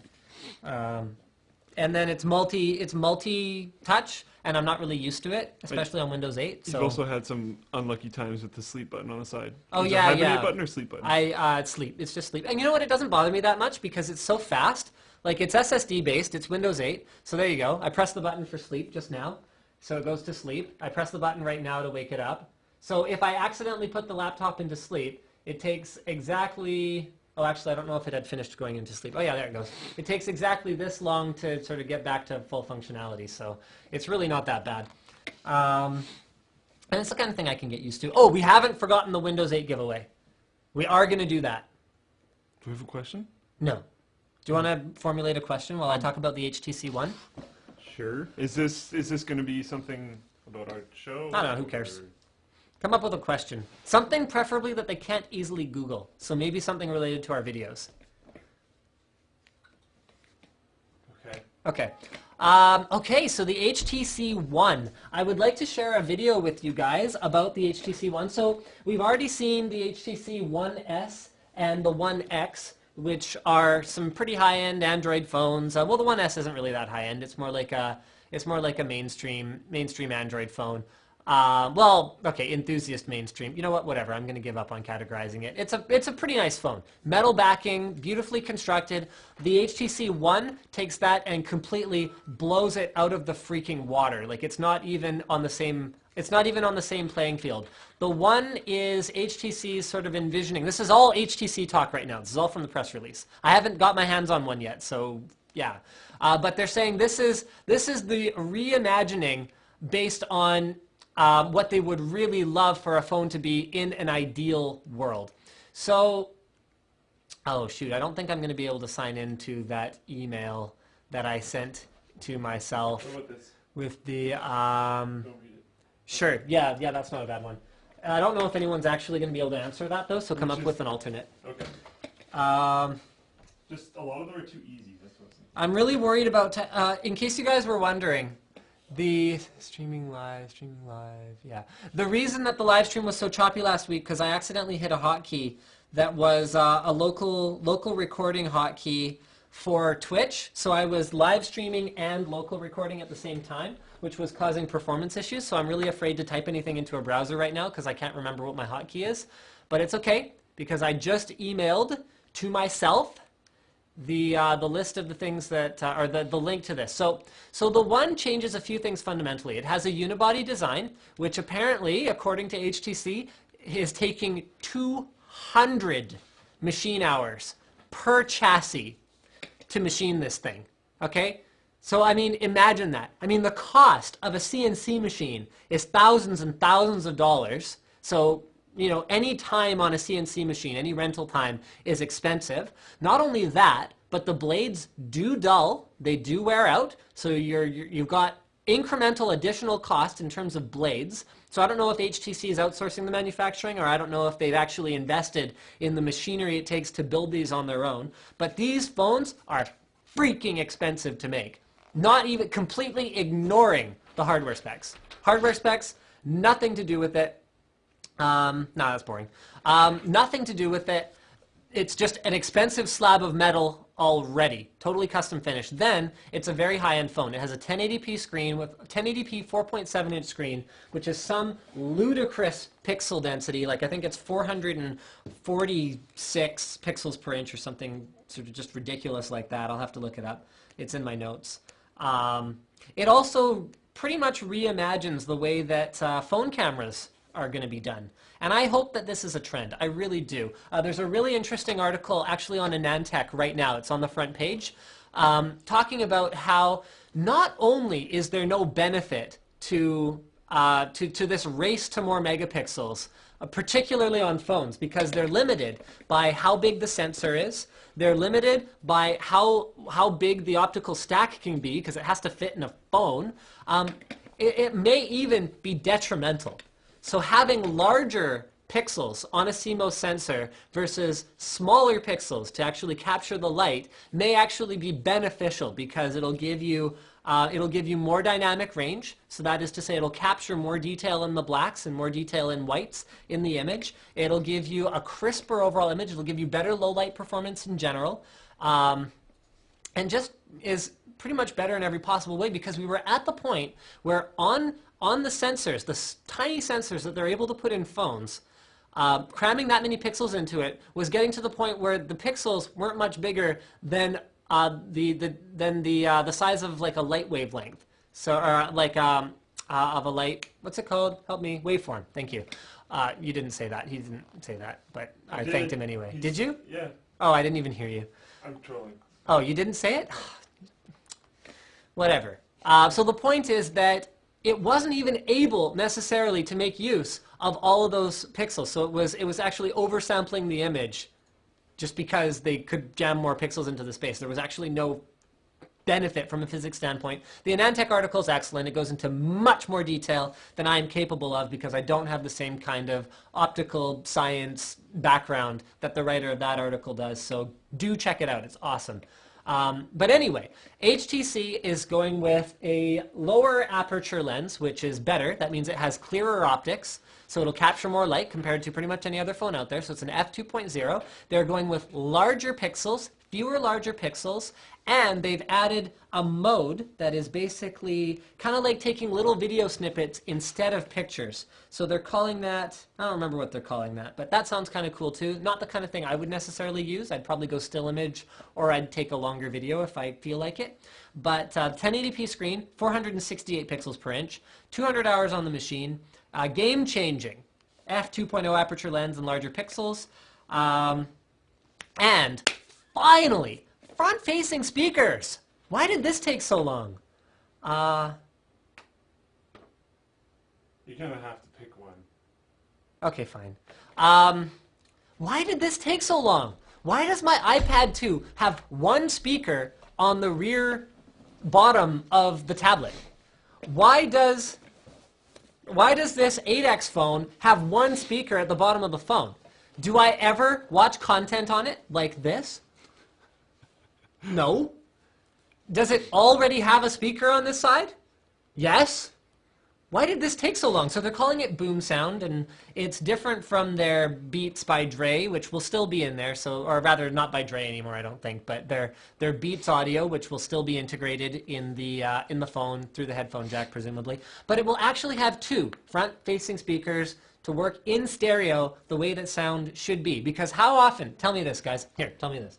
How often have you been watching content on your phone and cupped your hand behind the phone to reflect the sound at yourself, right? Yeah. Another thing that I do is when I do alarms on my phone for waking up. So I always have to remember to flip it upside down so that I can actually hear it.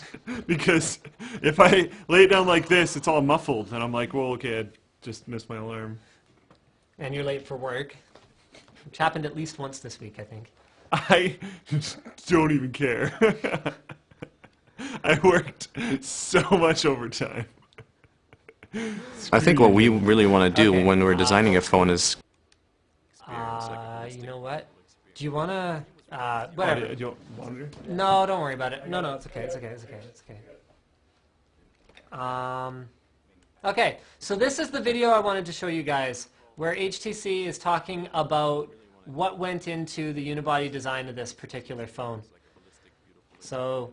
The dream was really the zero-gap construction to come up with a part that has no part breaks. No, I'm actually just going to turn him off and I'm going to talk. So he's basically talking about how they want to completely change the way that phone design is done, and then Jethro comes in. They're kind of going for that Apple-esque approach with this video, which is, you know, whatever. I mean, hey, if Apple does something, it's probably not necessarily, okay, check this out. So they custom designed the tools to build this phone. You can see the water jets that are cooling the phone itself. So it's made out of a single block of aluminum, unibody design. And I mean, I'd like to go back to that frame there for a second, because this should give you guys some idea why this takes 200 hours on a machine, right there. It is not, okay, a unibody design is not as simple as, come on, go YouTube. A unibody design is not as simple as just taking a brick of aluminum and like hollowing it out. They have to actually build a chassis that they can mount a whole bunch of stuff in. And I mean, if one mistake gets made, it gets thrown away. And aluminum's not cheap, and all this stuff. The complexity that goes into this is just outstanding. I'm really looking forward to getting my hands on one of these. The weight of it will probably feel really nice. I love the weight of like the iPhone 4. Like I like heavy phones, so Yeah. I'm super excited about this. That's one thing actually, randomly enough, I liked about the Titan It actually feels like something when you pick it up. So here he says some other random junk. Here, yes. So this is a custom process that they used to get the back of it to be in a very sort of natural curvature sort of shape. Here they're showing some of the final finishing on the phone. So spec is sort of fine details, diamond cut edges. So spec is fine and interesting and all that, but this is a truly premium device that I'm really, really excited about. And this is actually, I don't know if I've even told Slick this yet. Okay, I'm done watching this video now. This is actually the phone that I'll be using for my 30-day Android trial. You did. Did I tell you this? Okay, yeah. so I am going to do a 30-day I switched. I think I'm done with Windows Phone 8. One thing that I'll be doing at the end of my 30 days with Windows Phone 8 is I will be giving my HTC 8X away to someone in the audience. So we'll either do that on a live stream or we'll do that. You know what? Let's do it on the live stream. Let's make all 200 people who have tuned out since we were at our peak regret not listening to We're going to do it right now?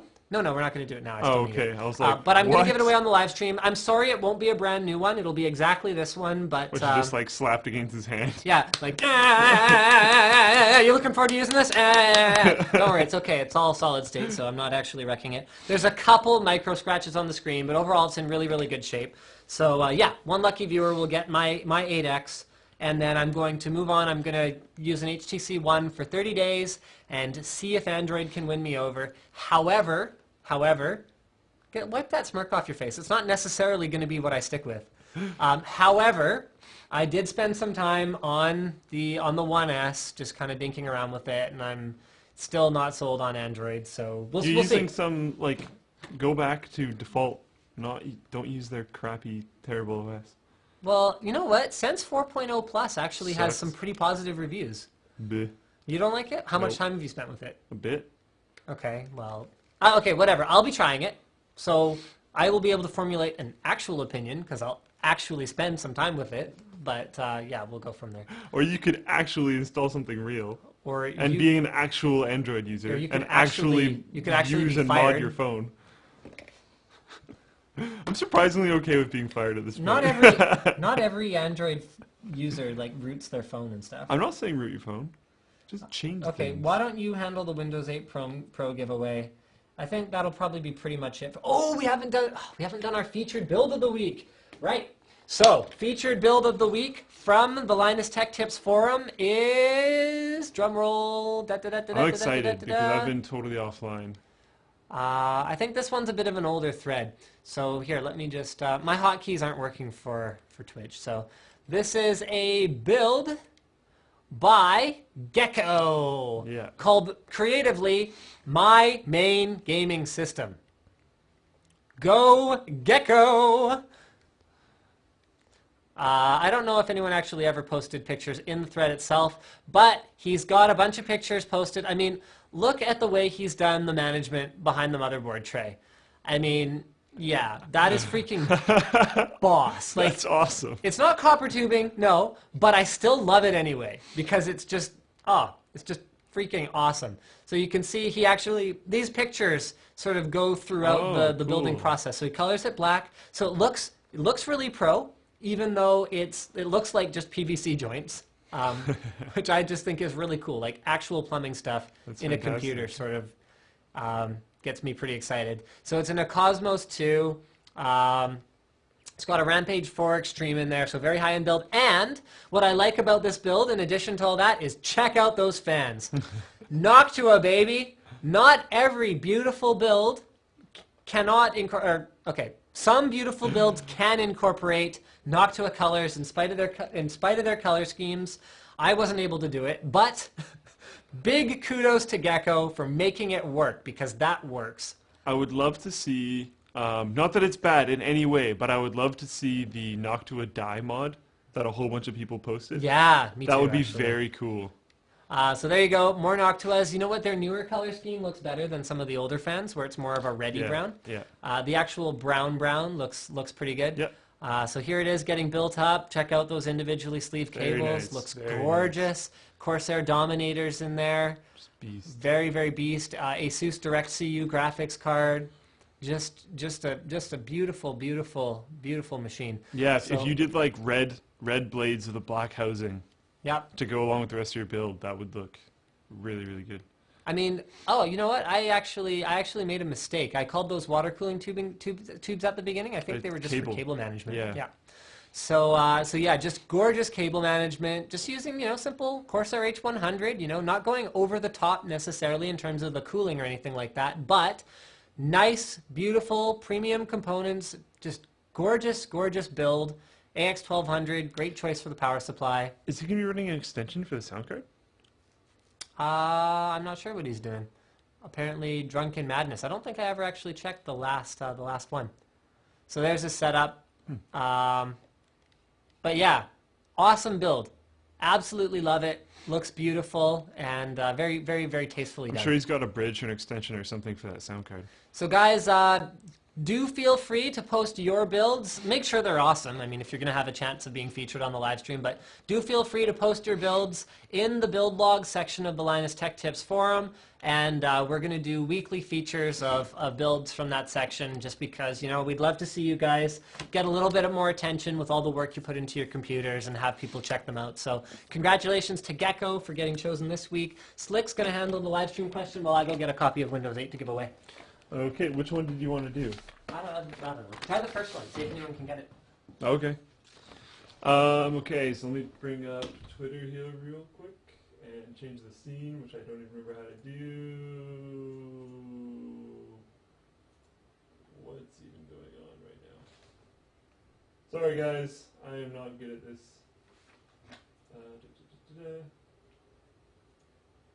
That is not working at all. Anyways, the question is, what is the first video that I filmed for Linus Tech Tips? First video that I filmed for Linus Tech Tips. How does he even scroll? Sorry guys, 1 second.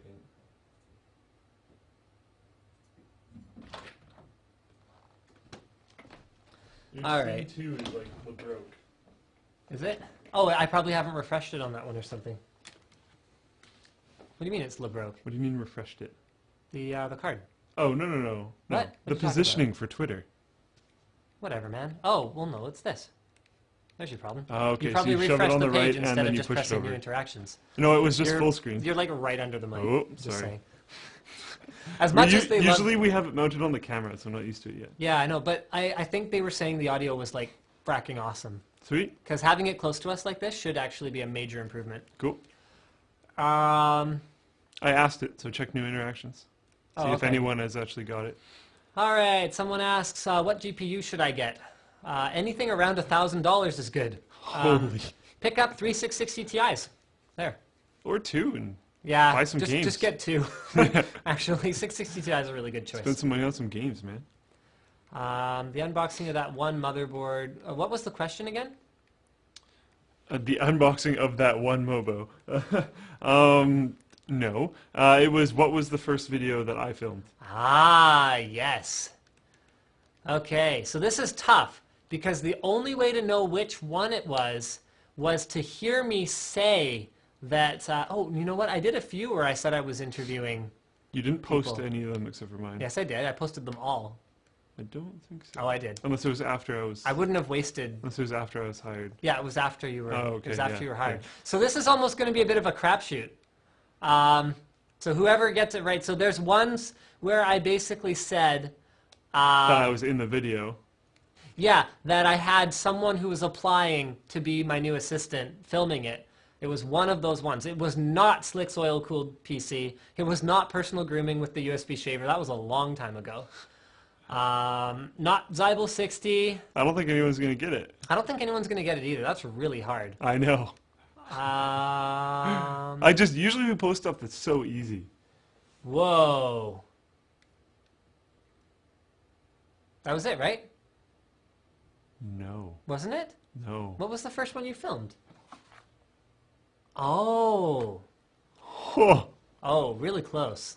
I'll say that much. So now someone will get it for sure. bam. Oh, whoa, whoa, whoa. There we go. There we go. Scroll down a little bit. Scroll down Yeah, a let's little make bit. sure someone else didn't get it. Oh, Oh, looks like it. he's close. What's a Levitron clicker? Like he must have meant mechanical keyboard. And like that looks very specifically copied from a title. Yeah, sorry man. I don't think you got it though. It looks like Jacob is the big winner. Hopefully we're not wrong and Clicker isn't just like the proper name for a Mech 4 or something. I Yeah, it's really not. don't think no, it it's, is. it's not. Yeah, It's not. did not Yeah, think it so. was the ASIO Levitron Mech 4 unboxing.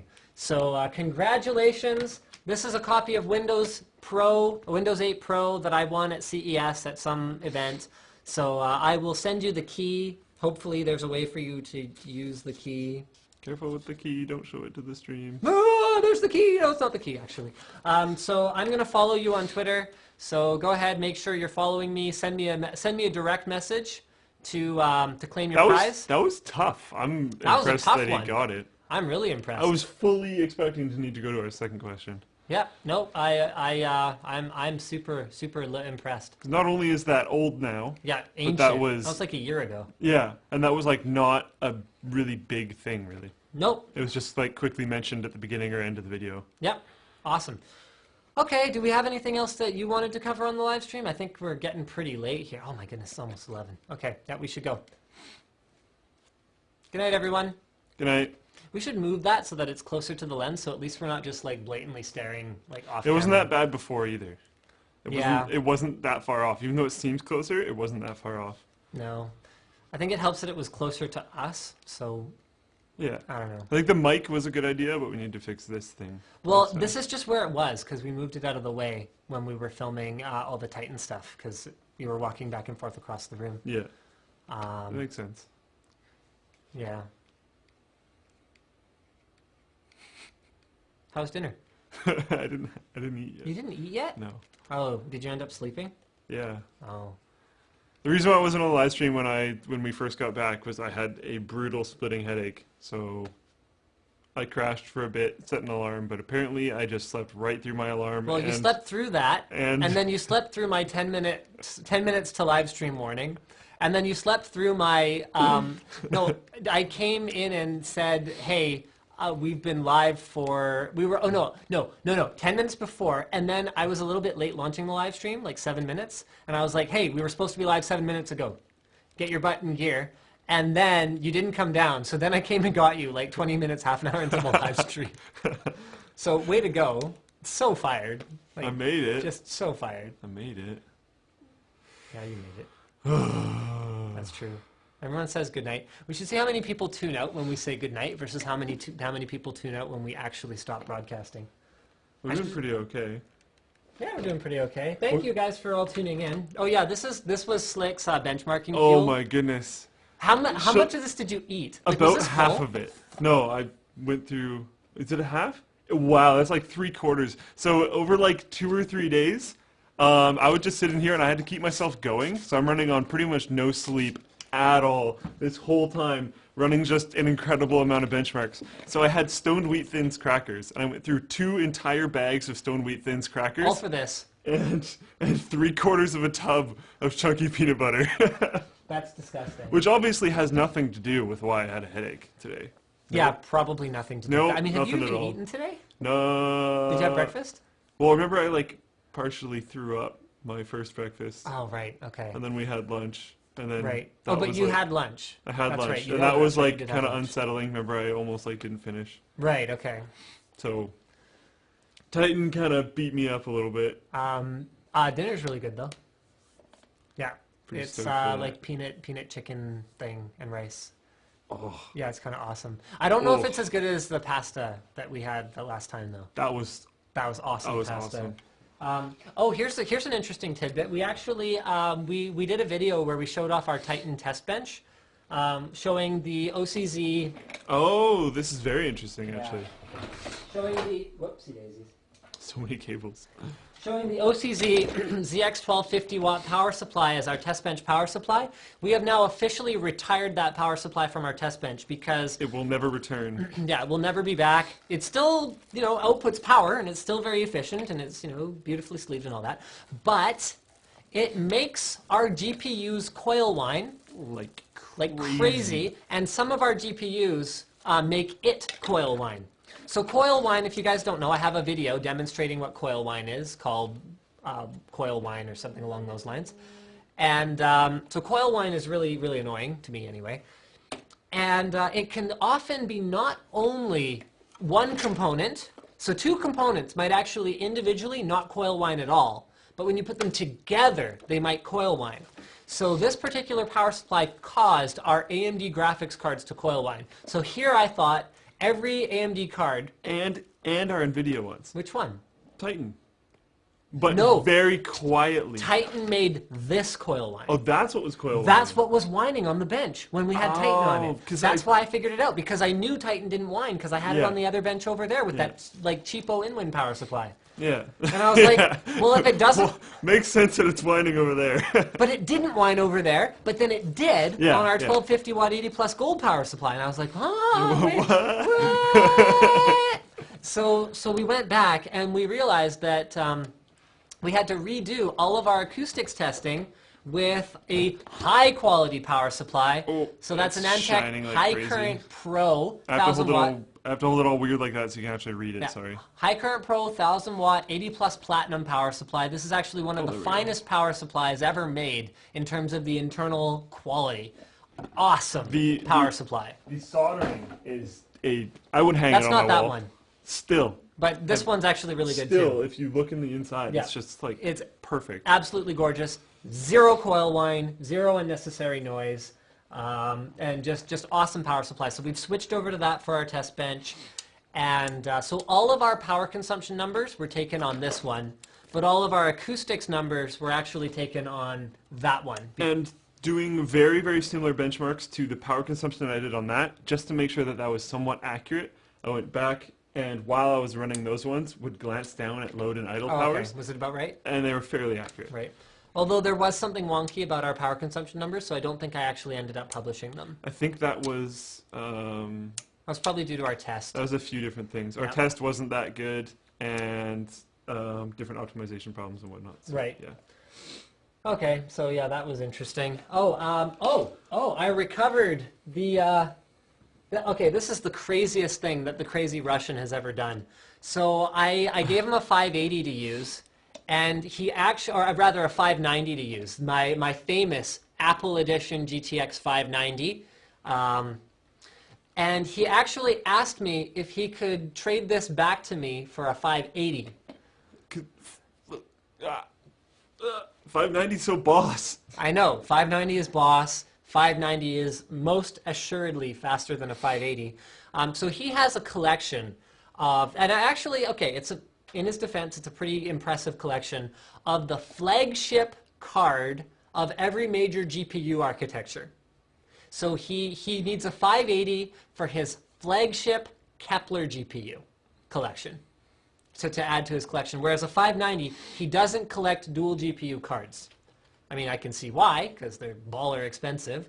But so he has, I think he has either a 9700 Pro or a 9800 Pro. He has whatever. He has like one super high end of each generation of cards. Running down each brand? Yeah, or- each side. So he would rather have the 580 for the fact that he can game on it now and have it for his collection versus having a 590 to game on and have it not be applicable to his collection. So I thought that was the craziest thing I ever heard.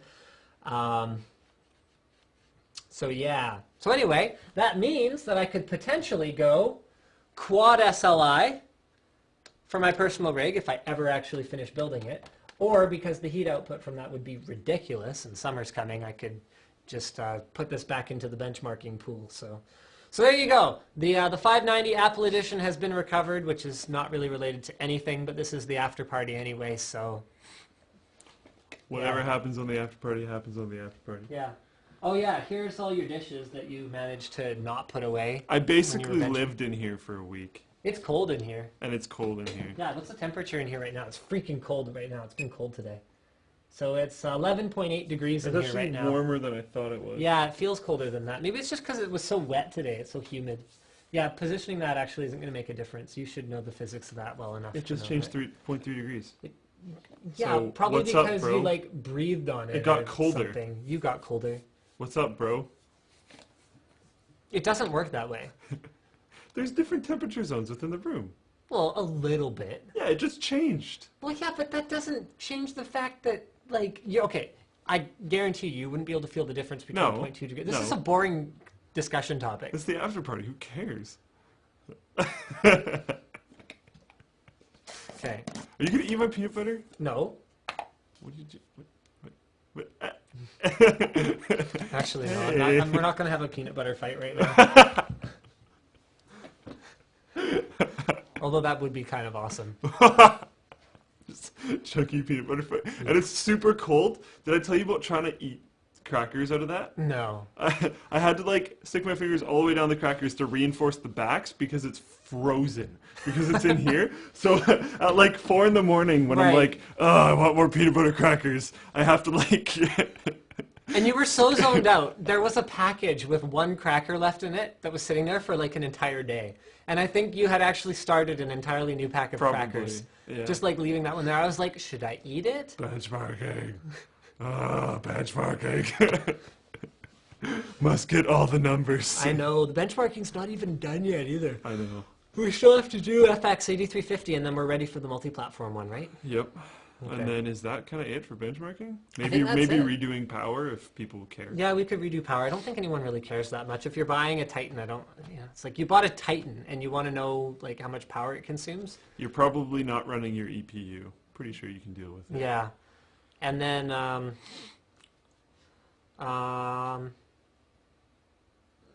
Yeah. He's finally going to Android. I'm trying Android. Diesel and I kind of have a victory there. How is it a victory? 'Cause I've tried Android you made before. this big puff when you first moved to Windows 8 phone. No, I'm never trying Android. Rah, rah, rah, It's rah, not that- rah. I've tried Android. Well, you're trying Android now. Well, you said yeah. you weren't going to again, and you Well, are now. I might have said that. Yeah, you did. I might have said that. However, the right device wasn't there. I wouldn't try Android on an S3.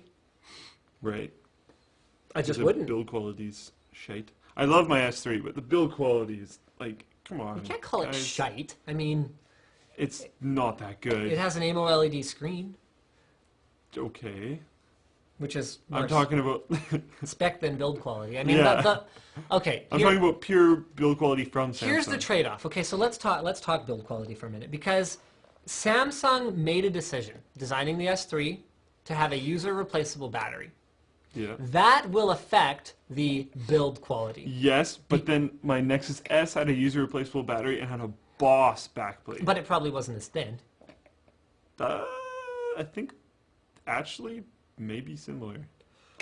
Either way, it does cost. It was definitely thicker, but it wasn't thicker to the point where it's noticeable. Okay, or a yeah, problem. but thicker to the point where it's noticeable is not a good marketing bullet point. You want to be able to say this thin on Yeah, but your... I honestly would rather have a little bit more bulk in my phones. That's one of the reasons why I do not like iOS. I don't like Apple operating systems, but the feel of iPhones is nice because they weigh a little bit. I want to feel like I'm holding something.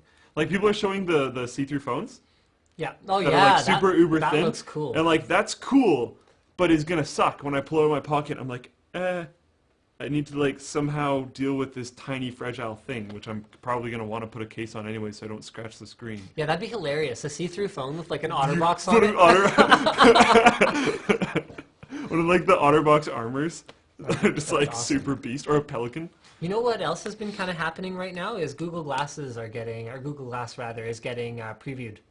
So the Verge's editor has like a billion tweets about it and is sort of talking about the user experience. You know, no, it's not suitable for just like sitting and reading an article or reading a book, but yes, it's cool in these ways and these ways and these ways. I mean, that is so exciting. Yeah. I mean, Google Glass V1, it'll be a cold day in hell before I pay for that. I can tell you that right now. But once it's like Version small 6. and actually looks like glasses and Yeah. doesn't have this like crazy arm that goes around. Like Yeah. once it's actually just a pair of glasses, that'll be fantastic. Like it's like Bluetooth Or contacts. earpieces, where like the first generation ones, when people weren't used to it for one thing, so there was a stigma around it because you'd be like, and no one was used to people just walking around talking on their phone without an actual phone next to them. So there was like the social stigma that went along with it. yeah. Google Glass is going to be like that for a long time. It's going to be like a super dork thing, I think. Until it's fashionable. Yes, but until it's a fashion accessory. But geek and nerd kind of socializing thing, whatever you want to call it, like So geek culture is more socially culture- acceptable. by a That's long true. shot than it was when Bluetooth headsets came out. That's true. That's true. Because it's like it's actually kind of fashionable and trendy to be the nerdy, geeky thing. I would go as far as to say that Android is still not fashionable or trendy. I think that changed. S3. I don't know that S3 is fashionable or trendy. I think it's just Even the in best I need choice. to not hit my head on that again. Even in like commercials and stuff now, people are holding. You know how it was always Apple, Apple, Apple, Apple. People are Okay. holding S3s now. Samsung spent like $1 billion on marketing last year. Do you That's think maybe true. that has something to do with it being fashionable and trendy? At least a little bit, but it is. But I don't think it's inherently fashionable or trendy. It's not to It's the not level. it's not a beautiful device like an iPhone is. No, and it's not to the level of. And like, okay, some of the backs that you can put on them are pretty sweet. It's true, but you have to buy it aftermarket and then blah blah blah blah blah. And I haven't even done it. And that's a dorky thing to do. Buy it aftermarket. Yeah. Does that mean buying cases is dorky? Not necessarily, but it's like buying a fashion case is not necessarily dorky. Buying like, Buying a backed plate. So buying Yeah. a replaceable part, you're saying is dorky. I would say it's more dorky. I don't know. Maybe. Because, okay, I just have no idea. like at a stand on the Las Vegas Strip, you can there's get like cases. Bejeweled or Hello Kitty cases. Yeah. Do they have like Backplates. customized backplates? No. That used to be more of a thing. Like I remember there was a Sony Ericsson phone that I used for a little while that had like a billion options for these like replaceable plates, and that Replaceable whole thing plates. just kind of died. Yeah. And then now it seems to be sort of back, but like whether it's cool again or not, I don't actually know. I'm not that cool, so it's hard for me to say.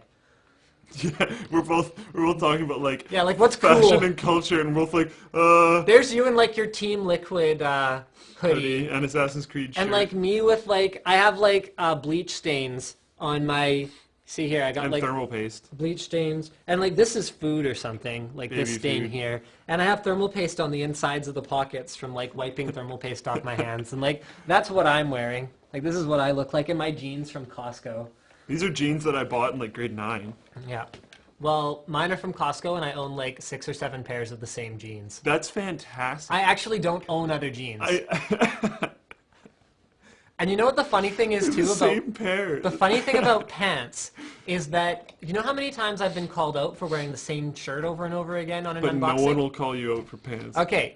So the shirt usually is because I do a batch of unboxings at a time, not because I wear the same shirt every day. Yeah. But if you look back at probably out of the 1,700 or so videos I've uploaded in the last 5 years, maybe the last 3 years, I'm wearing the exact same pants in every single one. And here comes an influx of change your pants. Yeah, but I will not change my pants, and yeah, so I have a pair of pants for every day of the week, and they're all the same. Actually, one of them is slightly darker than the others, and then one of them is hemmed, and the others are all shredded at the bottom.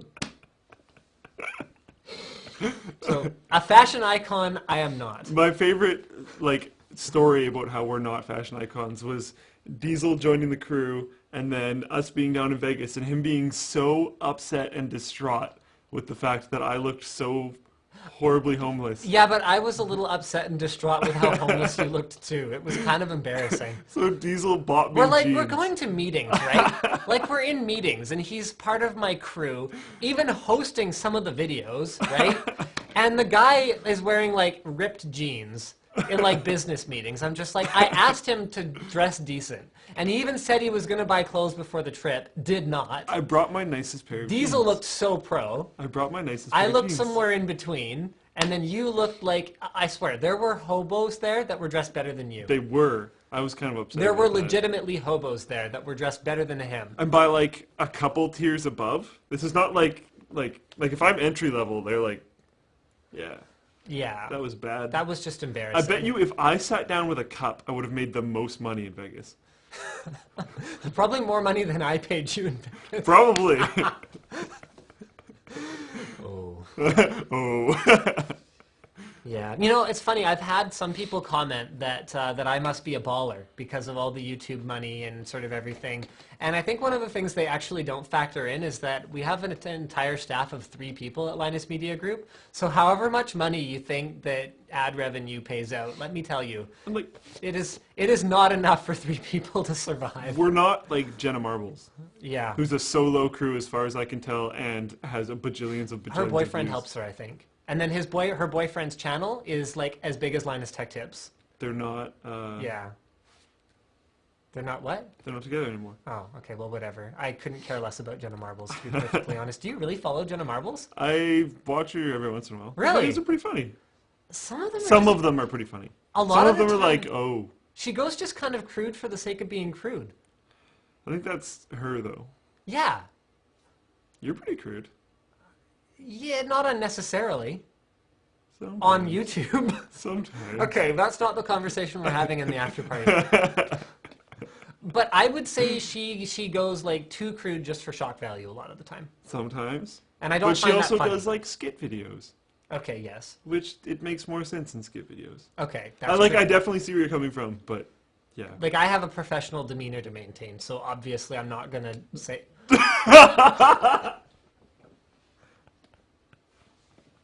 Alright, live stream's over.